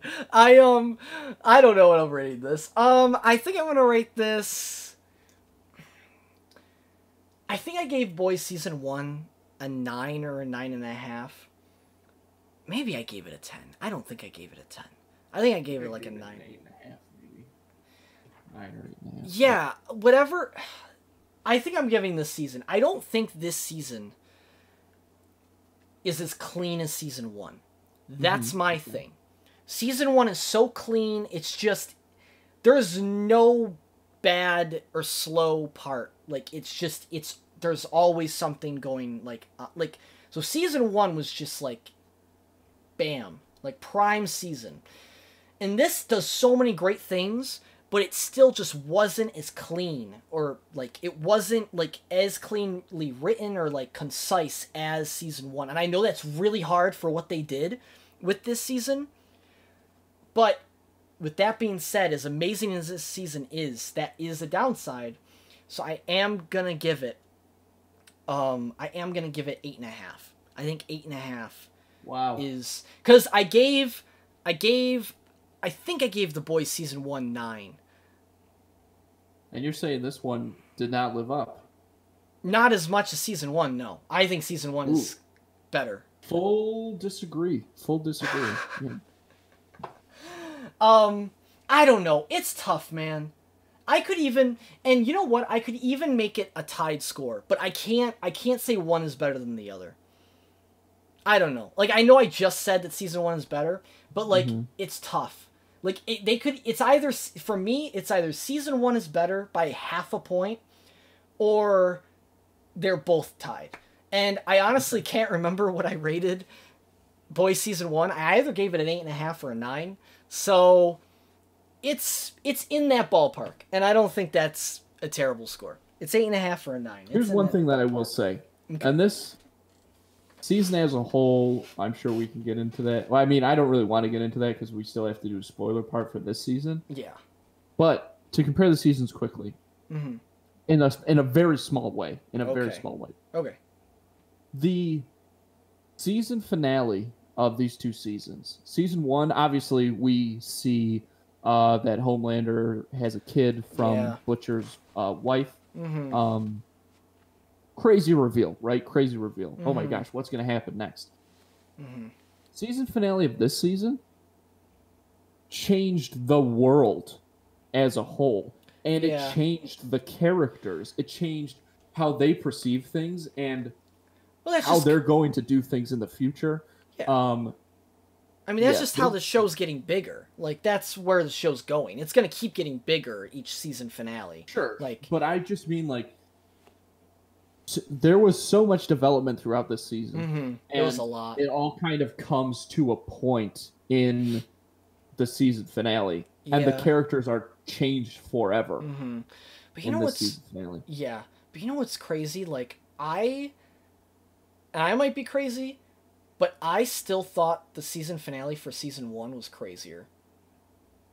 That is pretty ludicrous, I would say. I would disagree with every ounce of my being. It's because I wasn't surprised by one of the I was surprised by the thing at the very end, but the thing I don't care about this is what I'm saying. Okay. Okay. That the surprise I don't give a shit. I don't give a shit about being surprised. Okay. And I've already said when I was just comparing the two that yes, season 1, big reveal, what's going to happen for the show and for the characters. Yeah.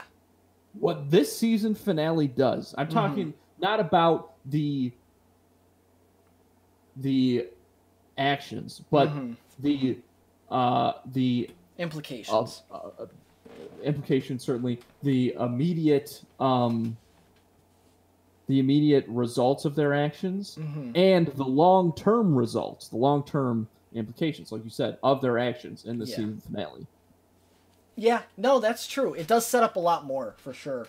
And it is within the characters themselves, though. You get what I'm saying? I'm not saying that it just sets up things to happen, in the future of the show. They're all in different, yes, it definitely, yes, I see what you're saying, especially where it leaves each of them.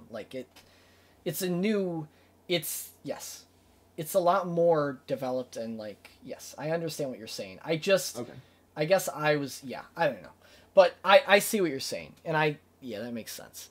But yeah, so anyhow, I just want to blow it open. I want to just get into it. So, yeah, that's the non-spoiler section. We're gonna quickly do a spoiler section, and talk about our favorite moments of this season.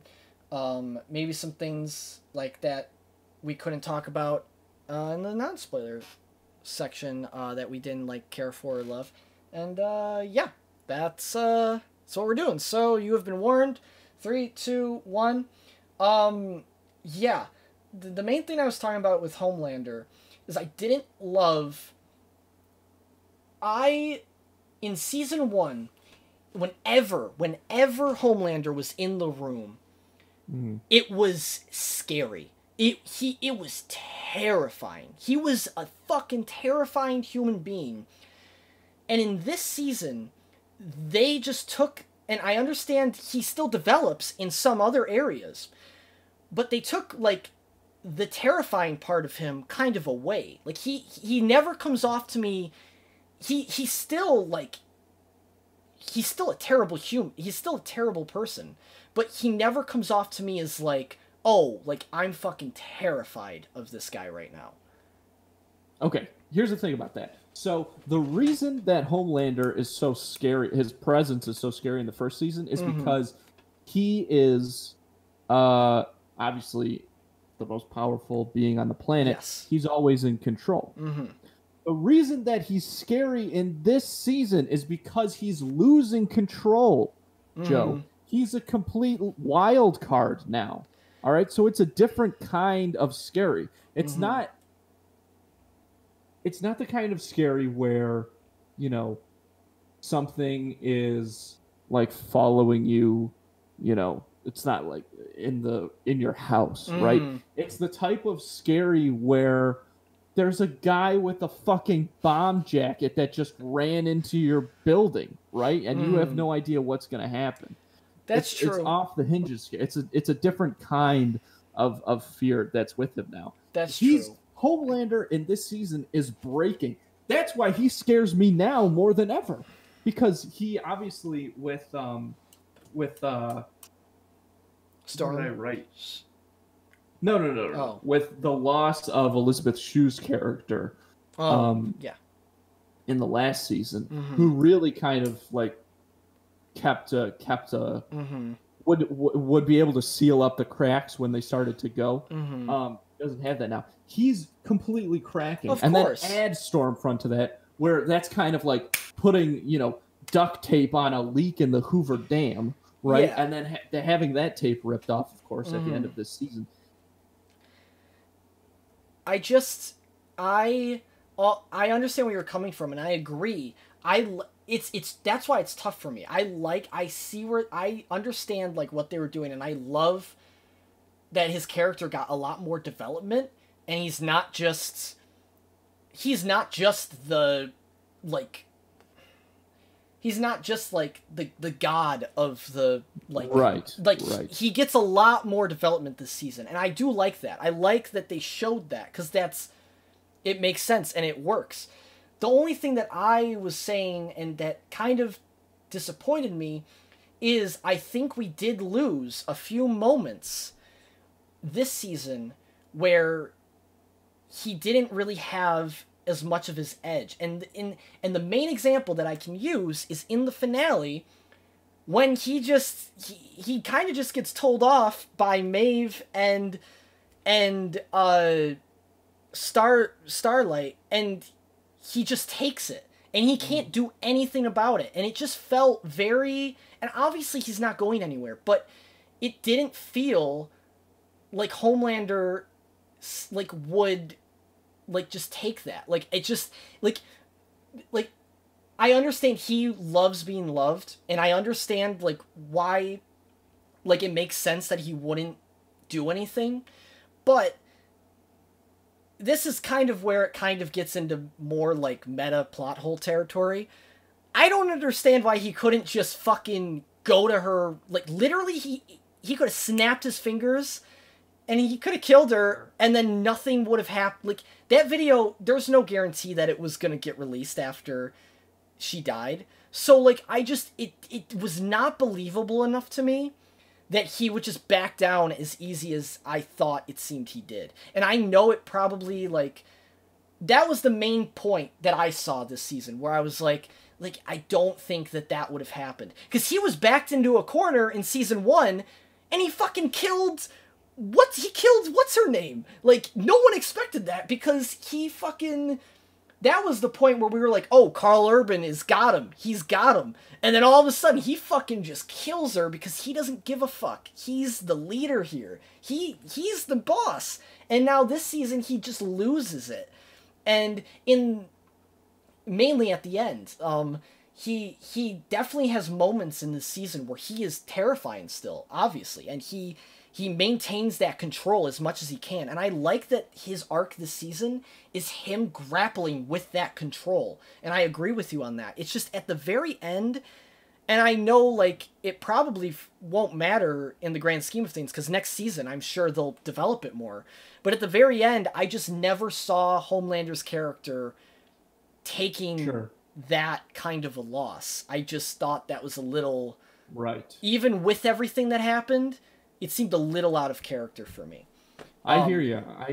And also, just really quickly, when he was just, like, at the end, when he, like, I was even just a little disappointed with where they left him at the very, very end. Like, I was expecting, like, okay, he took the loss there, but he's gonna have something, like, brewing. Like, we're gonna see something with him, like, getting ready for next season. And it's just him jerking off, saying, like, crying and saying that he's in control.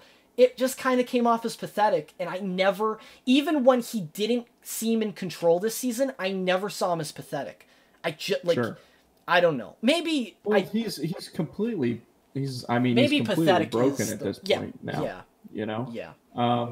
And, look, there's something to be said for... the fact that, like, he can obviously do anything physically, but he's obviously mentally unstable. Yeah. And, like, he's so dependent on that love that I just think that, you know, with the Maeve thing, I hear you on that loud and clear. There's obviously no guarantee that, because obviously Maeve's girlfriend had a copy of that video as well. Yeah. There's no guarantee that he would have been able to get to her in time to not release it or anything like that. True.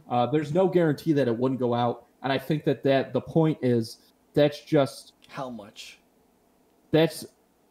He's already lost everything, and that is everything. That's to him. true. And I think that it's just was not worth it. That's true.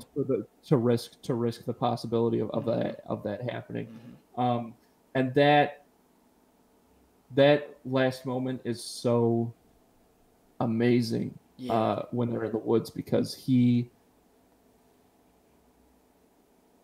really does love Ryan, his son. Yeah. I think that he thinks that he really loves him. Yeah. And then, of course, to see, which not just see for us, but see the character do it himself, like for him to realize in that moment that like what he's gonna pick, unbelievable. And I think that's like who's more terrifying, Joe, the Riddler or the Joker? True. A guy that plays totally by the rules, or a guy that has no rules? You're right. And you know what? I also just want to say, because I didn't mention this, I do still like that Maeve. I really like that Maeve and Starlight and Kimiko. Kimiko?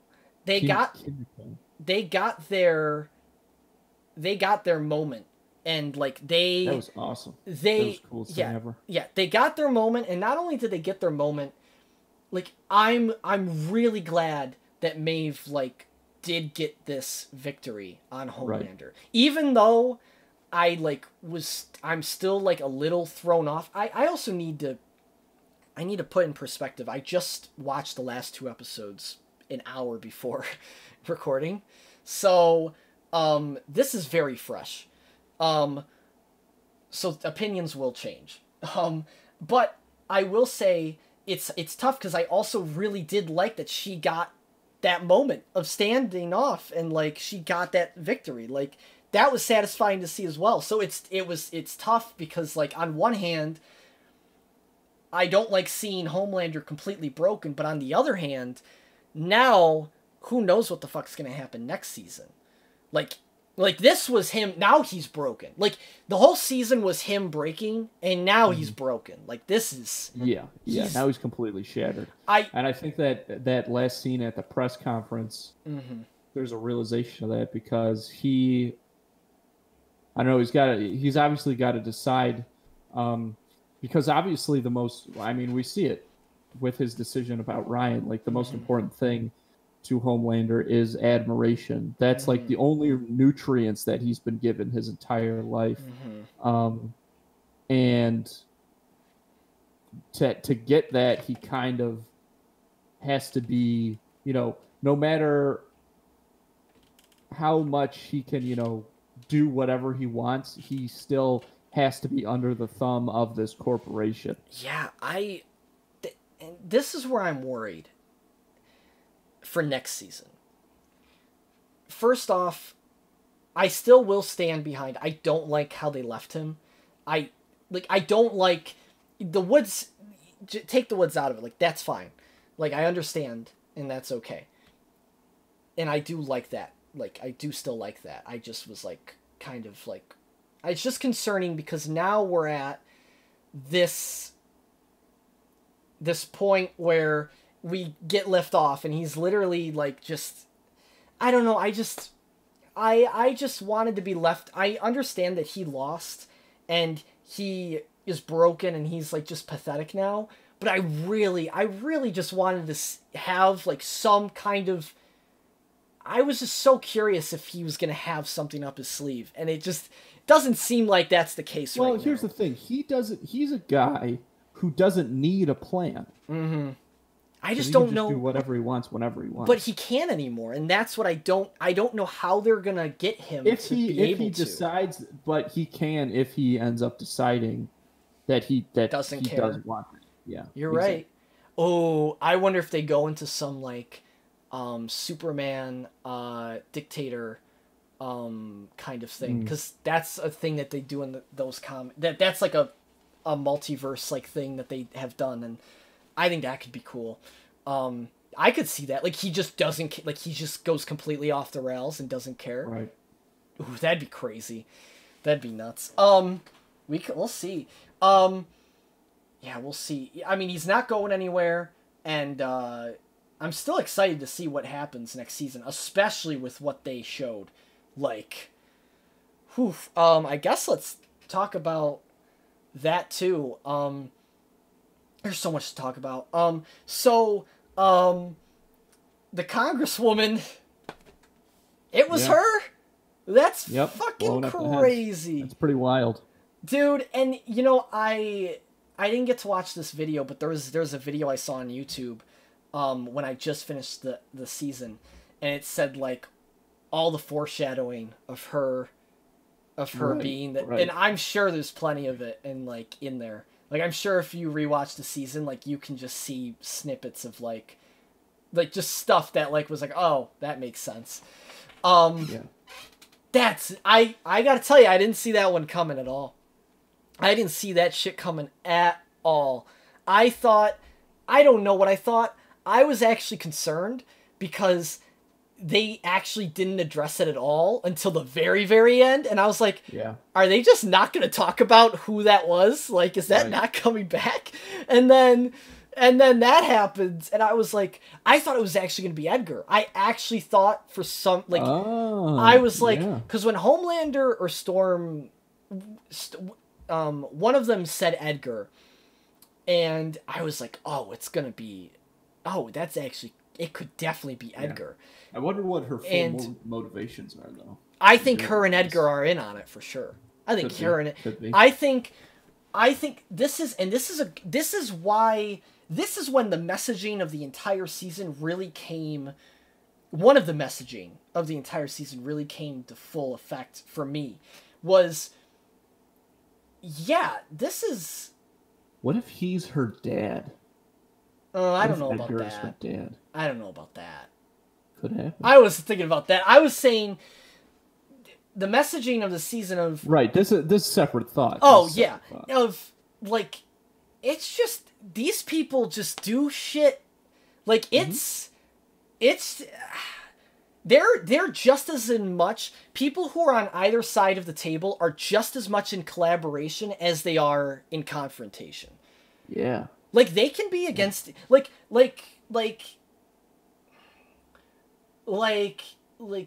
obviously like a two-party system or whatever. Like they have that in the show, obviously that in the US too.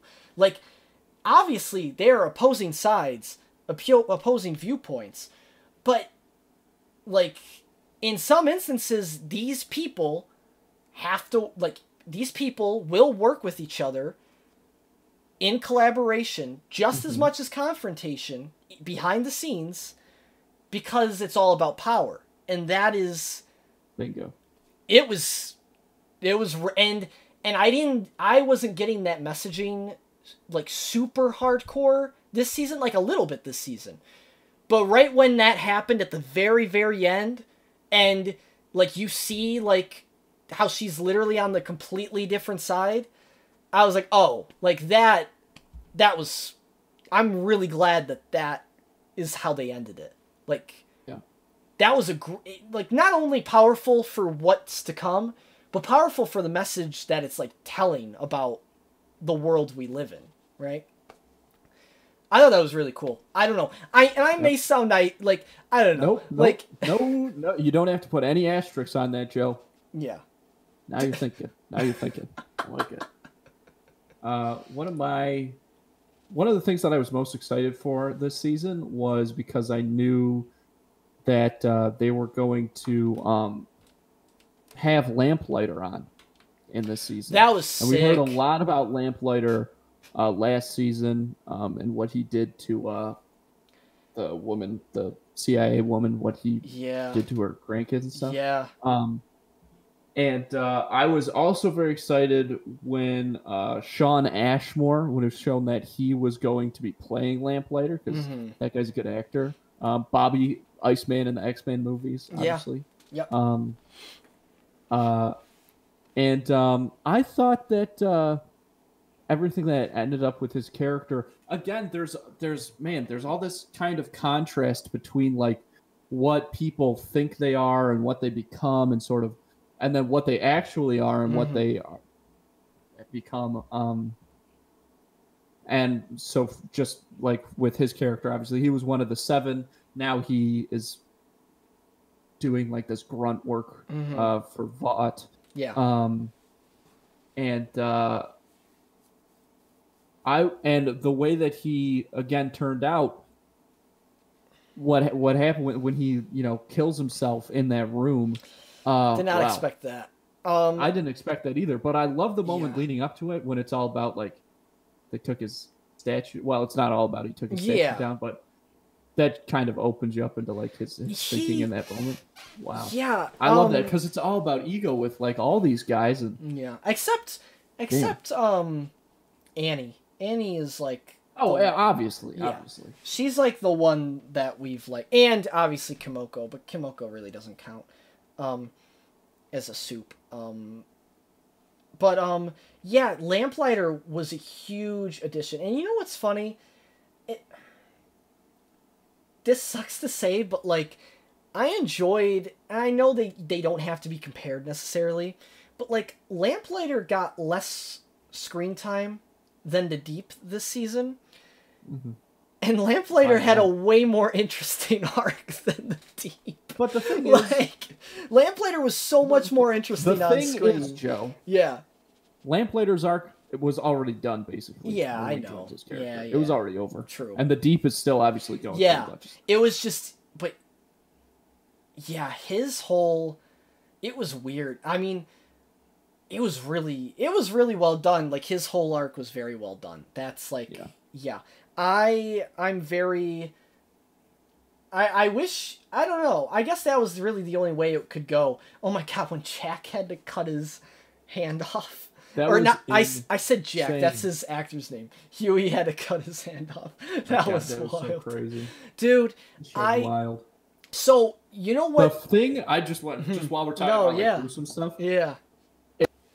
Episode right when Ashley shows Homelander like that Daredevil type guy as an addition to the 7. Oh.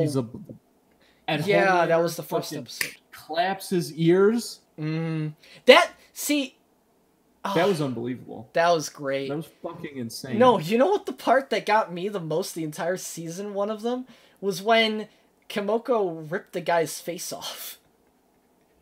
Oh, obviously. She ripped the guy's that's something that people have been talking about a lot. I was like, oh my God. Right. Oh my God. Ripped his face off. Holy shit. That's a real power move. That's like a very intimidating. Like you don't do that like just to kill somebody. You do that because like somebody's watching and you want them to know like fuck you up. Yeah. It's got nothing to do so much with the person that you're actually doing it to. Yeah. It was nuts. There was some real they definitely like you said bumped up the gore this season. Bumped up the gruesomeness this season. Oh my God, I think the standout gruesome part for me, and I think you might agree, is when Homelander imagines, and dude, for a second I was like, oh, he did do that. This is the moment. I was I was kind of just hoping that he was gonna reach that moment, but he didn't. I mean, he did off screen, kind of. Just so everybody knows, this is when he lasers everybody in that crowd of like. Oh my God! The fact that they showed that, like, because that's something like obviously we know that that's something that Homelander's capable of. Yep. But to actually have to think about what that would look like and how that would play out, it was crazy. It was nuts. Real. It was unreal. Nuts. So that was a great moment. I really like the subtlety. I do want to say the subtlety with his character when he gets into the cabin at the end with those Vought guys, and they know they're fucked. And oh God, their faces, they're like, this is it. Like, they already know it. And he just calmly shuts the door. And that was one of the last moments where I was like he's in, like, this is home. Like, this is like when you get a glimpse of like Homelander, like from season 1, when you're like, oh, this is it. And again, and I'll say like the thing with him being pathetic when he's like jerking off. this is the whole, there, you know, that's the Homelander we see when he's alone with himself, right? True. Yeah. True. I mean, yeah, well, I mean, and the last thing I will say is when he's in that cabin, the subtle thing about it with him that that they did with that scene is when he, obviously we see him laser the one guy, right? And that's the last, and then it cuts, you know, and we never see like how it goes with the rest of the people, but with how much blood is on him, you know that he got up close and personal with those guys. Like, you know he got up close and personal with them.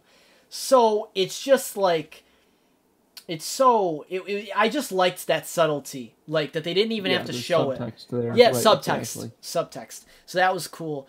I guess, yeah, I want to move on to other characters because we got Stormfront. She's like the huge one that we couldn't talk about, but we definitely have to.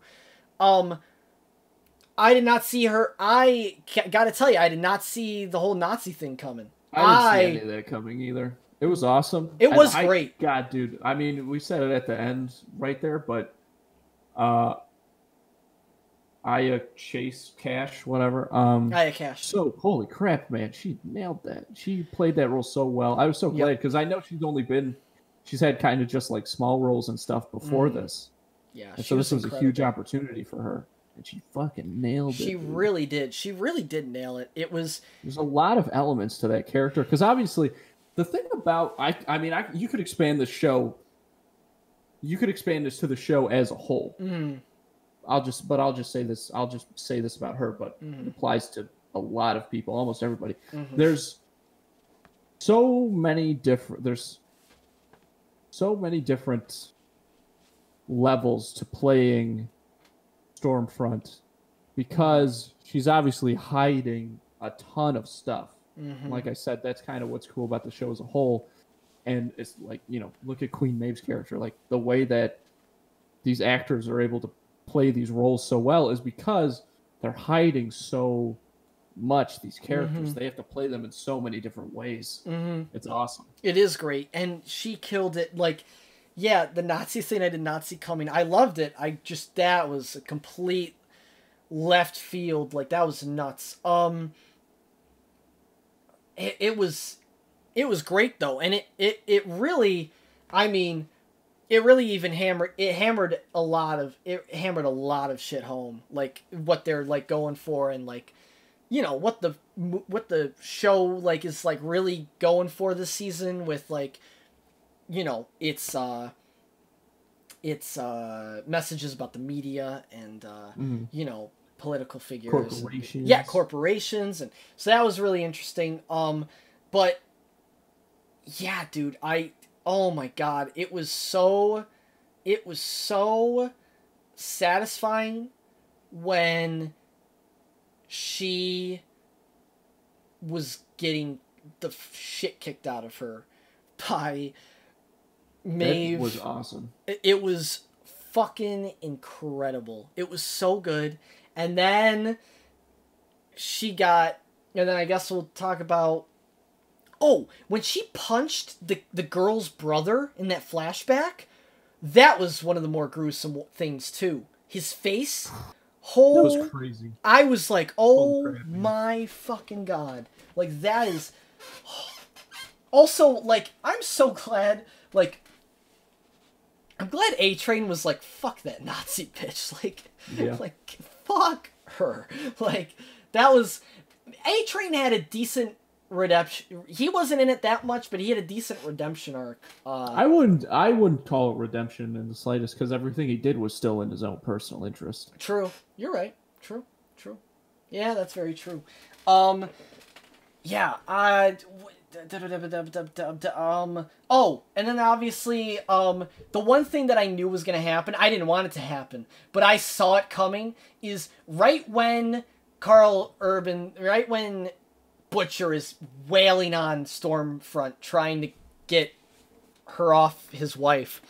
Yeah. And right when I'm seeing it's not doing shit, I was like, okay, so the kid's gonna kill her, but if I know this show, he obviously isn't gonna be able to control his shit. So it's either gonna kill or hurt Butcher, which if they kill Butcher, like I can't see that. Or they're gonna hurt Butcher, or he's gonna kill his mom. And I was like, he's probably gonna kill his mom because they're really close. Like they're really close together right now, and he can't control that shit. And I hated that I was right, but right when they panned over to her, I was like, yeah. No, I love the way that they showed it. I was like, God damn it, I knew it. I fucking knew it. And this is the thing, like, logically, from a viewer and from a producer standpoint, they had to kill her off, because if they didn't kill her off, Butcher just would have been done. And I don't think they would have let Butcher go that quick. And I also think this is even more interesting for his character to tackle. Because he was about to fucking kill that kid. He was like 100% about to kill this kid. And then was thinking about I mean, you saw it in his eyes. Like, he was, even though she begged him, like her final words were begging him. Like, he still was considering it, like, at the very end there. And then, obviously, Homelander showed up, and he kind of focused that rage towards him.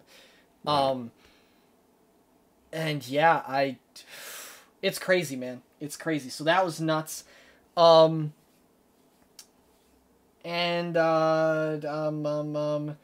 was, I know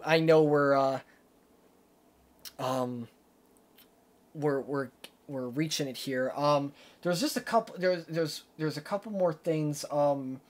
Smaller things. What was I gonna say? Well, what is there anything else that stood out to you this season? Well, I'm trying to think of. Honestly, we covered everything. Okay. That I really wanted to talk about. Okay. And, there's a lot of moments in this season that are really, really great. Yeah, I mean, the courtroom scene when everyone's heads just blow up. I didn't expect that at all. That was nuts, dude. That was fucking crazy. So yeah, the last two things I want to say. I mean, I loved the Deep's whole arc with the Scientology church. That was funny. The fresca. Yeah, the fresca. That was great. Yeah. So good. The amount of sponsorships they got in this show were nuts. They had a lot of sponsorships in this show. They had, not only did they had Fresca, they also had LaCroix. Like, they had, like... That's the way you do it, man. They had a lot of shit. So... Yeah, so his whole thing was really interesting. The whale bit was great. Oh my god, that was so fucking funny. They showed that in like the trailers. Yeah, that was great. And I guess just two more things, and then I'll wrap it up. I really liked what they did with Huey and Starlight's character, because I know they're they're like pushing them to be together, but like, I like it. I think they work really... I love their chemistry. I think they work really well together. And I think they summed it up really well at the end of episode 6, which was my favorite episode by far. Episode 6 was the best episode of the entire season. It had everything in it. That was when they... just to clarify, that was when they infiltrated the hospital. Yeah, And then Huey, like, was fucking bleeding out. And Starlight killed someone on accident. It was a lot. It was a lot, that episode. And literally at the end of that episode, like, Huey and Starlight realize they're not as opposite as they think they are. And they kind of come to an understanding, and not only that... Butcher and Starlight. And not only that, but they both, like, look at each other and they're like, we do not deserve him. And they're like, yeah. But I like that they're getting together. I love that. Like, I ship them all the way. I think they're great. Jesus Christ. I was about to say that as like a joke. And then you said it for real. And then I loved Kombucha fucking rules, dude. Kombucha fucking rules, dude. I loved the car scene I loved that we got more about, just really quick points. We got to learn more about MM. I loved that. MM was great. Like that whole, I loved when we got to learn more about him. Like it was so good. And same with Frenchie. Like when we got to learn more about him, it just, for sure. Yeah. And the car scene when they're singing Billy Joel, I was like, yeah! Like I was getting just as into it as like they were. Like it was great. Oh my god, it was awesome. That was a great scene. And yeah, I think that's about it. And I guess I didn't really say the other things other than the Homelander stuff that kind of bothered me. I just thought the pacing in the first few episodes was slow. And I think the writing was the thing that's when I said the writing wasn't as clean, that's kind of what I was going for. Like the way they spaced the episodes out was weird. It was still great. Like binging, that's why I said before the show, binging it was fine because you weren't waiting every week. But if I had to wait every week for each episode in the beginning, I would have been scared for how the season was gonna go, because it was a little slow in that regard. Yeah, it was really fucking good. We're gonna get another season soon. I mean, they're already gonna start production, I think, soon-ish, from what I've heard, but I don't know. So that'll be cool. I really feel like I'm forgetting something. There was one thing that I feel like I'm forgetting. Talked about that. I don't know. It'll come back to me at some point in my life. On your deathbed. Yeah. Oh my god. Final words. I remember.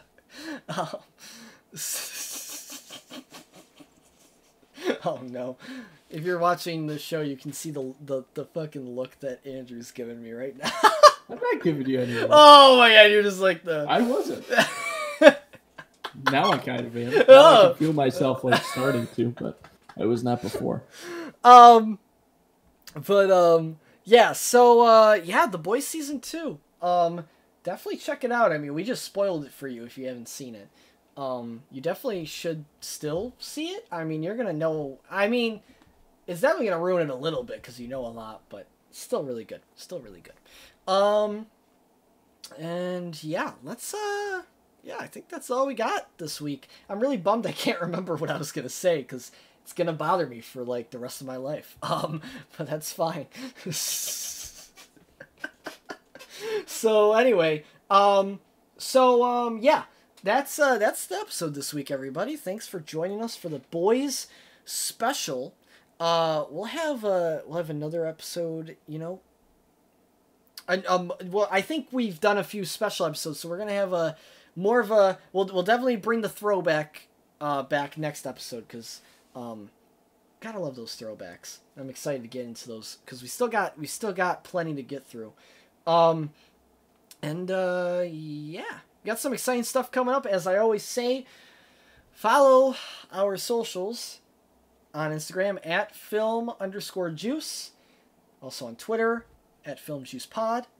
You know, we're on Spotify, we're on Apple Podcasts, we're on Google Podcasts.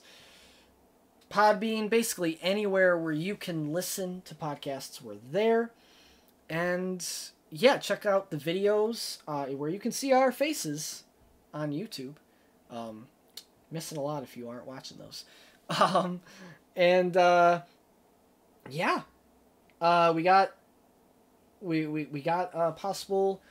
we got some stuff going on, as I always say, but we actually do. Watch parties are coming. I keep saying it, but I'm going to keep saying it until they do, and they will. Promise. And along with that, we have some guests coming up. One is definitely an anticipated return, while the other is gonna be a surprise one. So excited for both of those. So yeah. Okay. Well, I think that's all there is to it. Okay. As always, same time, same place. Not really. I'm Joe Dorado. I'm Andrew Canada, and we'll see you next time at the movies.